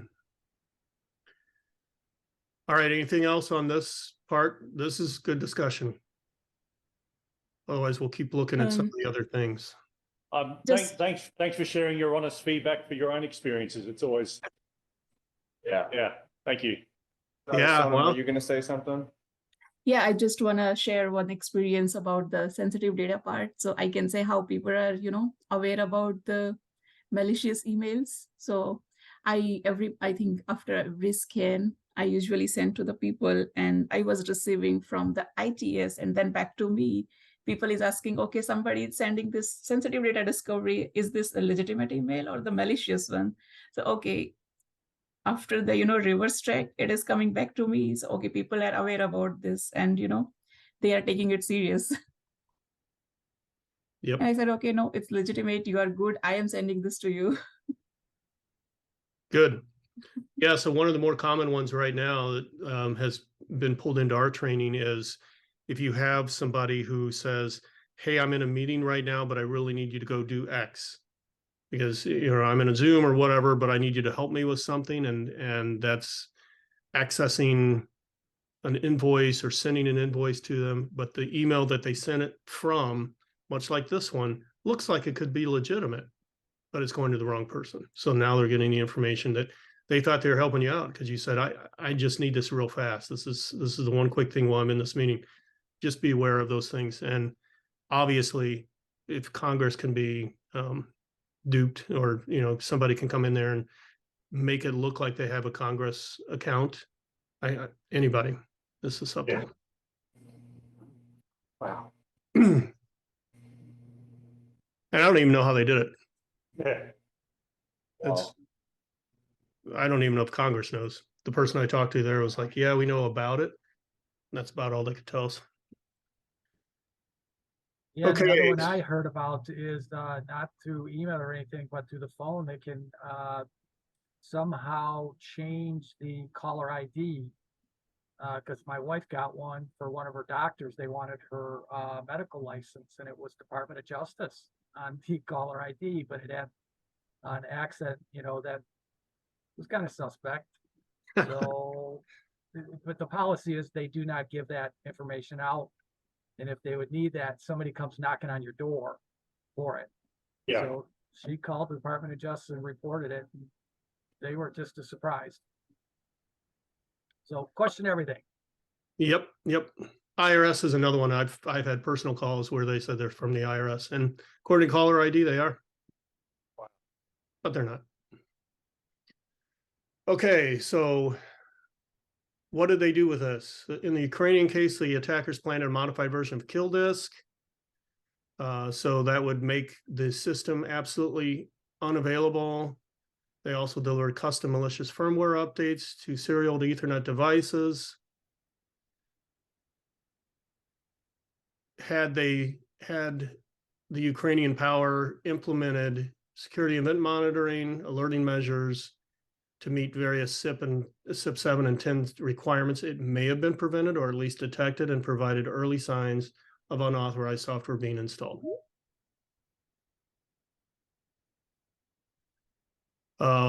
In at least one location, the attackers reconfigured a UPS to cause a localized power outage to further hamper recovery efforts. This guy's opinion is that needs to be revisited. A thorough cybersecurity incident response plan with identified roles and responsibilities as required by CIP 8 may have helped. Likewise, response. Go ahead. Sorry, you raised a really good point. So my cynical power generation hat, HVAC just doesn't get any review. So the building management systems here, I know, don't really get reviewed to the level we're talking about. Did you say HVAC? Yeah. So so that's the famous Target breach was through an HVAC supplier. yeah. Okay. No, well, I know when I worked in Europe, that was our. So we had Honeywell product. We used all the products, but we were monitoring buildings, heating and cooling, but we were producing hot water, low temperature hot water, or cold water, chilled water, and electricity. So our systems were connected to the grid, low voltage at 220, 240 volts. However, we could remotely access these systems via our servers, but we could then go down to the level of details into people's buildings and to rooms and change their building set points. And there was concerns about the actual level of detail from this building controller back into our system, because you've got all these controllers in a building somewhere. We had 40,000 customers, for example. How do you control all of that? And we worked out that the HVAC level was our greatest risk, because the systems are cheap and they're all over the place, and that was their concerns at the time. Now, I don't know. I've been away from that sector now for like 7 years, so I don't know how better the cybersecurity is now with building management systems. But back then, it was pretty bad. It's very concerning still. Okay. And you can look up about Target and find out about their HVAC system in particular. So they're all online, right? They all are connected to your network, because that's a feature that you want now, is to be able to control all of your HVAC systems remotely or through some kind of a central control. Yeah. They did that with Target and they accessed all their entire database of credit cards Wow. through their online access. Jeff, North Campus, is Don on the call? Has he got jumped off? I think he said 10 o'clock he had to go out. So the buildings up at North Campus, Jeff, you know how they're monitored in the control room. There's no remote access to the building side, is there? To the building automation system? Yeah. Oh, let's take me back. I think that it is definitely not connected to the DCS for sure. They're two separate systems. Yeah. I don't believe if they go through the same switch, there's possibility, but I don't know the nuts and bolts to it. Okay. I'll take a note for Don. Yeah, I've sort of forgotten about HVAC because in our world down here, it just doesn't really matter. But bigger picture wise, as we transition our systems more away from steam to low temperature hot water, yeah, that could be becoming a problem. Definitely something to consider. Yeah. Sorry, Chris. Keep going. And at a minimum, if there's any device at all that is going to connect to your network, that should be isolated. So HVAC or whatever, that should not be on the same network as your control systems. That's just rule number one after the Target incident.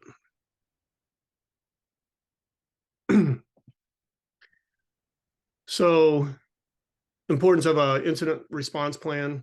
That's what we were talking about here, CIP 8 and CIP 9. CIP 9 is about restoration. That would have been helpful for the Ukraine attack. All the way back to CIP 2 and CIP 3, being able to say, what is part of my, what's my inventory? What's the scope of my system?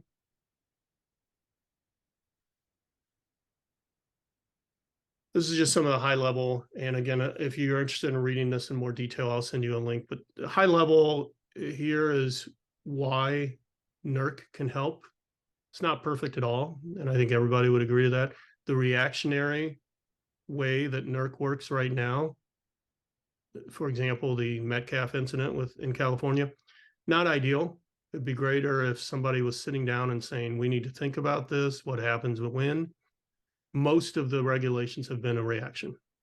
And it's usually months, if not years, after something happens. The Metcalf was the fastest one yet. Just a short few months after the incident, NERC rushed through and got that rule implemented. But these are all things that the way the system is set up is they come up with a rule and then all the owners across the United States vote on it before it can even become a regulation or requirement. So that's part of the reason why it's a slower process until they revamp that. But the goal here is to think through, like even we've talked about the password requirements and the lack of really strict requirements that they have currently. Think through these requirements and are they good enough for you, or do you want to enhance them even more internally?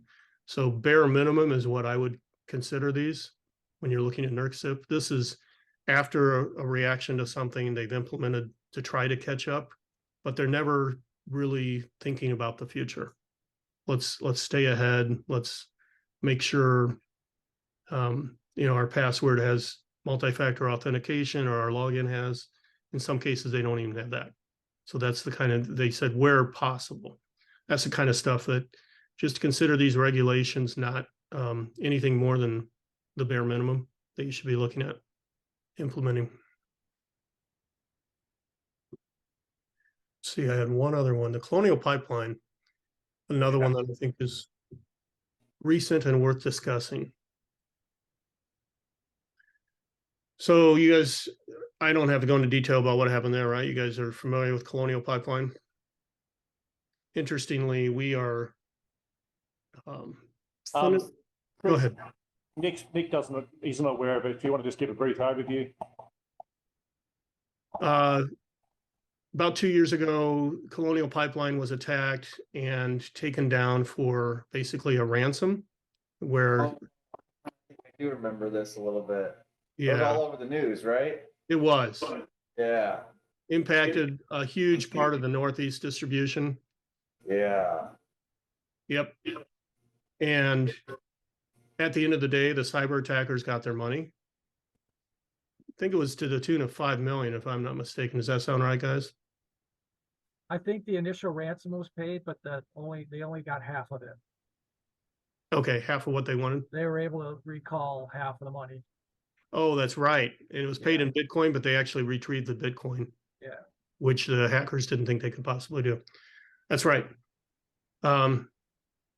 There are a lot of things that could have been done here. Funny enough, we are in some talks with Xerox right now to be a partner with them in our cybersecurity measures through the DoD. They would use us as their trusted guide for their clients, which Xerox, if you can imagine, they're in 75% of the clients at the DoD in some way, and they are their IT backbone.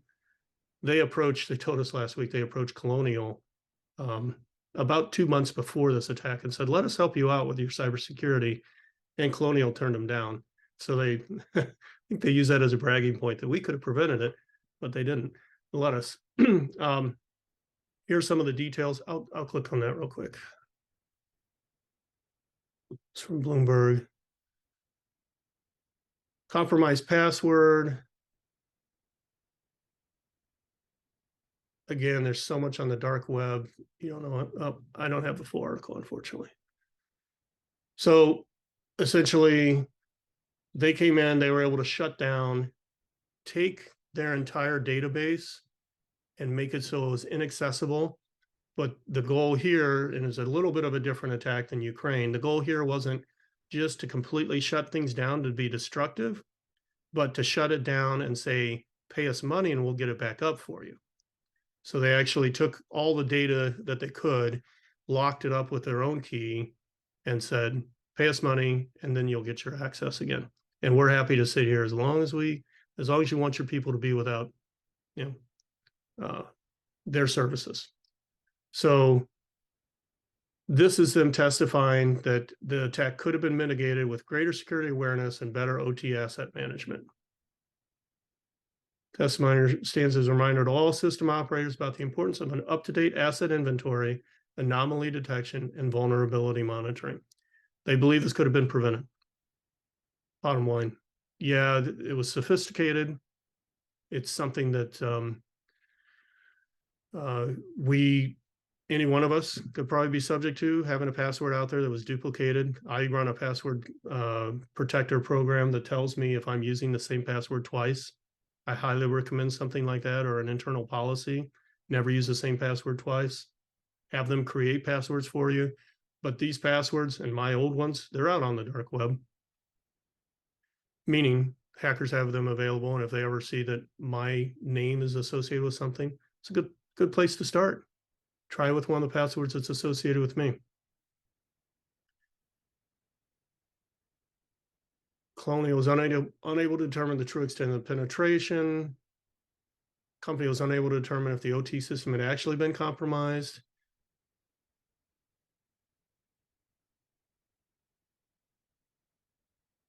So Congress wanted to know, tell us, where did we go wrong here? Colonial, they blamed a little bit Colonial's decision to not participate in a TSA organized security check. And again, they point to regulatory improvement. There's got to be a better system. We got to stay ahead, or at least monitor what each company is doing better. But overall, here's where we are. This testimony highlights the importance of cybersecurity controls for corporate stakeholders and the public more generally. It is one of the top attack vectors. Go after our critical infrastructure, of which you guys are, and either cause a whole lot of damage or ask for a whole lot of money, because you know that people can die from critical infrastructure. 5 foundational security controls, hardware inventory, that's CIP 3. software inventory, configuration management, vulnerability monitoring, event log management. Another good one, Chris, this is from Australia. So they had two in, gosh, about 2 months. So it's Optus, OPTUS. It's a cell provider. And the other one is Medibank, which is a medical insurance provider. Now, the Medibank one is an example that happened to my family. So all my family's details got hacked. And they contacted my mum via phone saying it was my sister Sue, saying, I need this money, I can't get this, I can't do that. My parents called the bank and the bank went, this sounds like you're getting hacked. And my parents didn't know. Good they called. But they had everyone's names. What was that called? Medi what? The other one's called Medibank, Medibank. Happened December last year, and I think Optus was like October last year. Yeah. Hospitals are at the top of the list and utility companies. Yeah. Jeff, I didn't hear you. I think you're muted. Was your mom checking on the validity, or was she trying to send something? It was my dad. My dad went, let's call the bank. This doesn't sound right. Oh, good on your dad. And I said to Dad, why didn't you just call my sister? And they went, well, she said she couldn't get in contact with us. Yeah. Red flag. Hey, just be happy he called someone. I stay awake at night worrying about my mom. You should see her phone. Oh my gosh, the scams, the phishing she gets. Yeah. But this is the main reason why we said to my parents, no internet banking. so they have no internet banking, which is great. Wow. But they were lucky. They got my mom and $900 just a few months ago. And I got upset with her. I'm like, seriously, are we related? Because she bought into, hey, I need you to go, and it was a quote friend on Facebook. I need you to go and to Walmart and get these gift certificates for me. I'll send you the cash, and okay, just scrape off. And this was somebody she had spoken with many times, but hadn't in a few months. I don't know if his account was compromised or what exactly happened there, or somebody mimicked him and reached out to her. But she went and did it, scraped off the Walmart scratch off on the back, I guess you could do with these cards, for $900 and sent it to him and said, let me know when you're sending the money over. No. Like, what are you thinking? There it went. Yeah. Hey. Yeah. But to have the details of my family and the names, and that was a real, that became really real for me. I didn't think they'd go to that level, but they do. That's scary. Yeah. That is.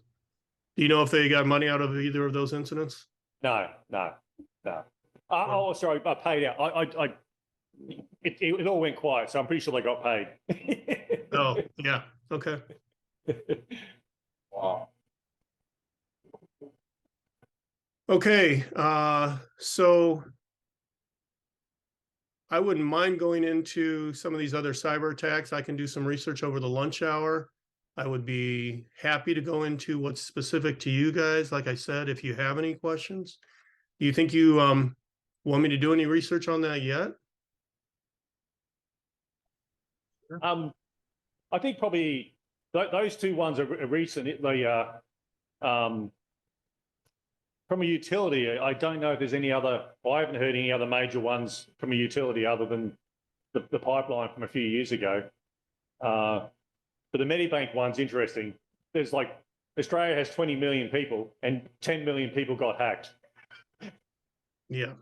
It's pretty significant. That is huge. Let me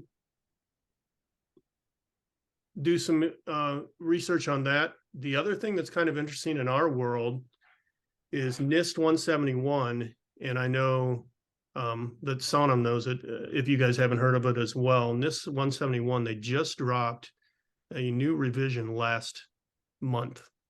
last week, which covers cybersecurity and what the DoD has based its entire CMMC program on. Is based on 171.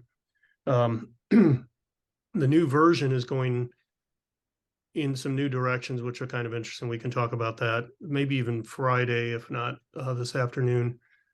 And if you want to take an extended break, what I can do is we can break now, come back at noon and discuss some of those hacks that you just tipped me off to, Malcolm, as well as anything else you guys want to talk about. Oh, you put in the Guardian. Yep, that might be the same article I pulled up. It's in the Guardian. Yeah. There is some good news that came out last week. The U.S. government said it neutralized one of the most sophisticated Russian malware that was out there called Snake. They were able to neutralize it, wipe it.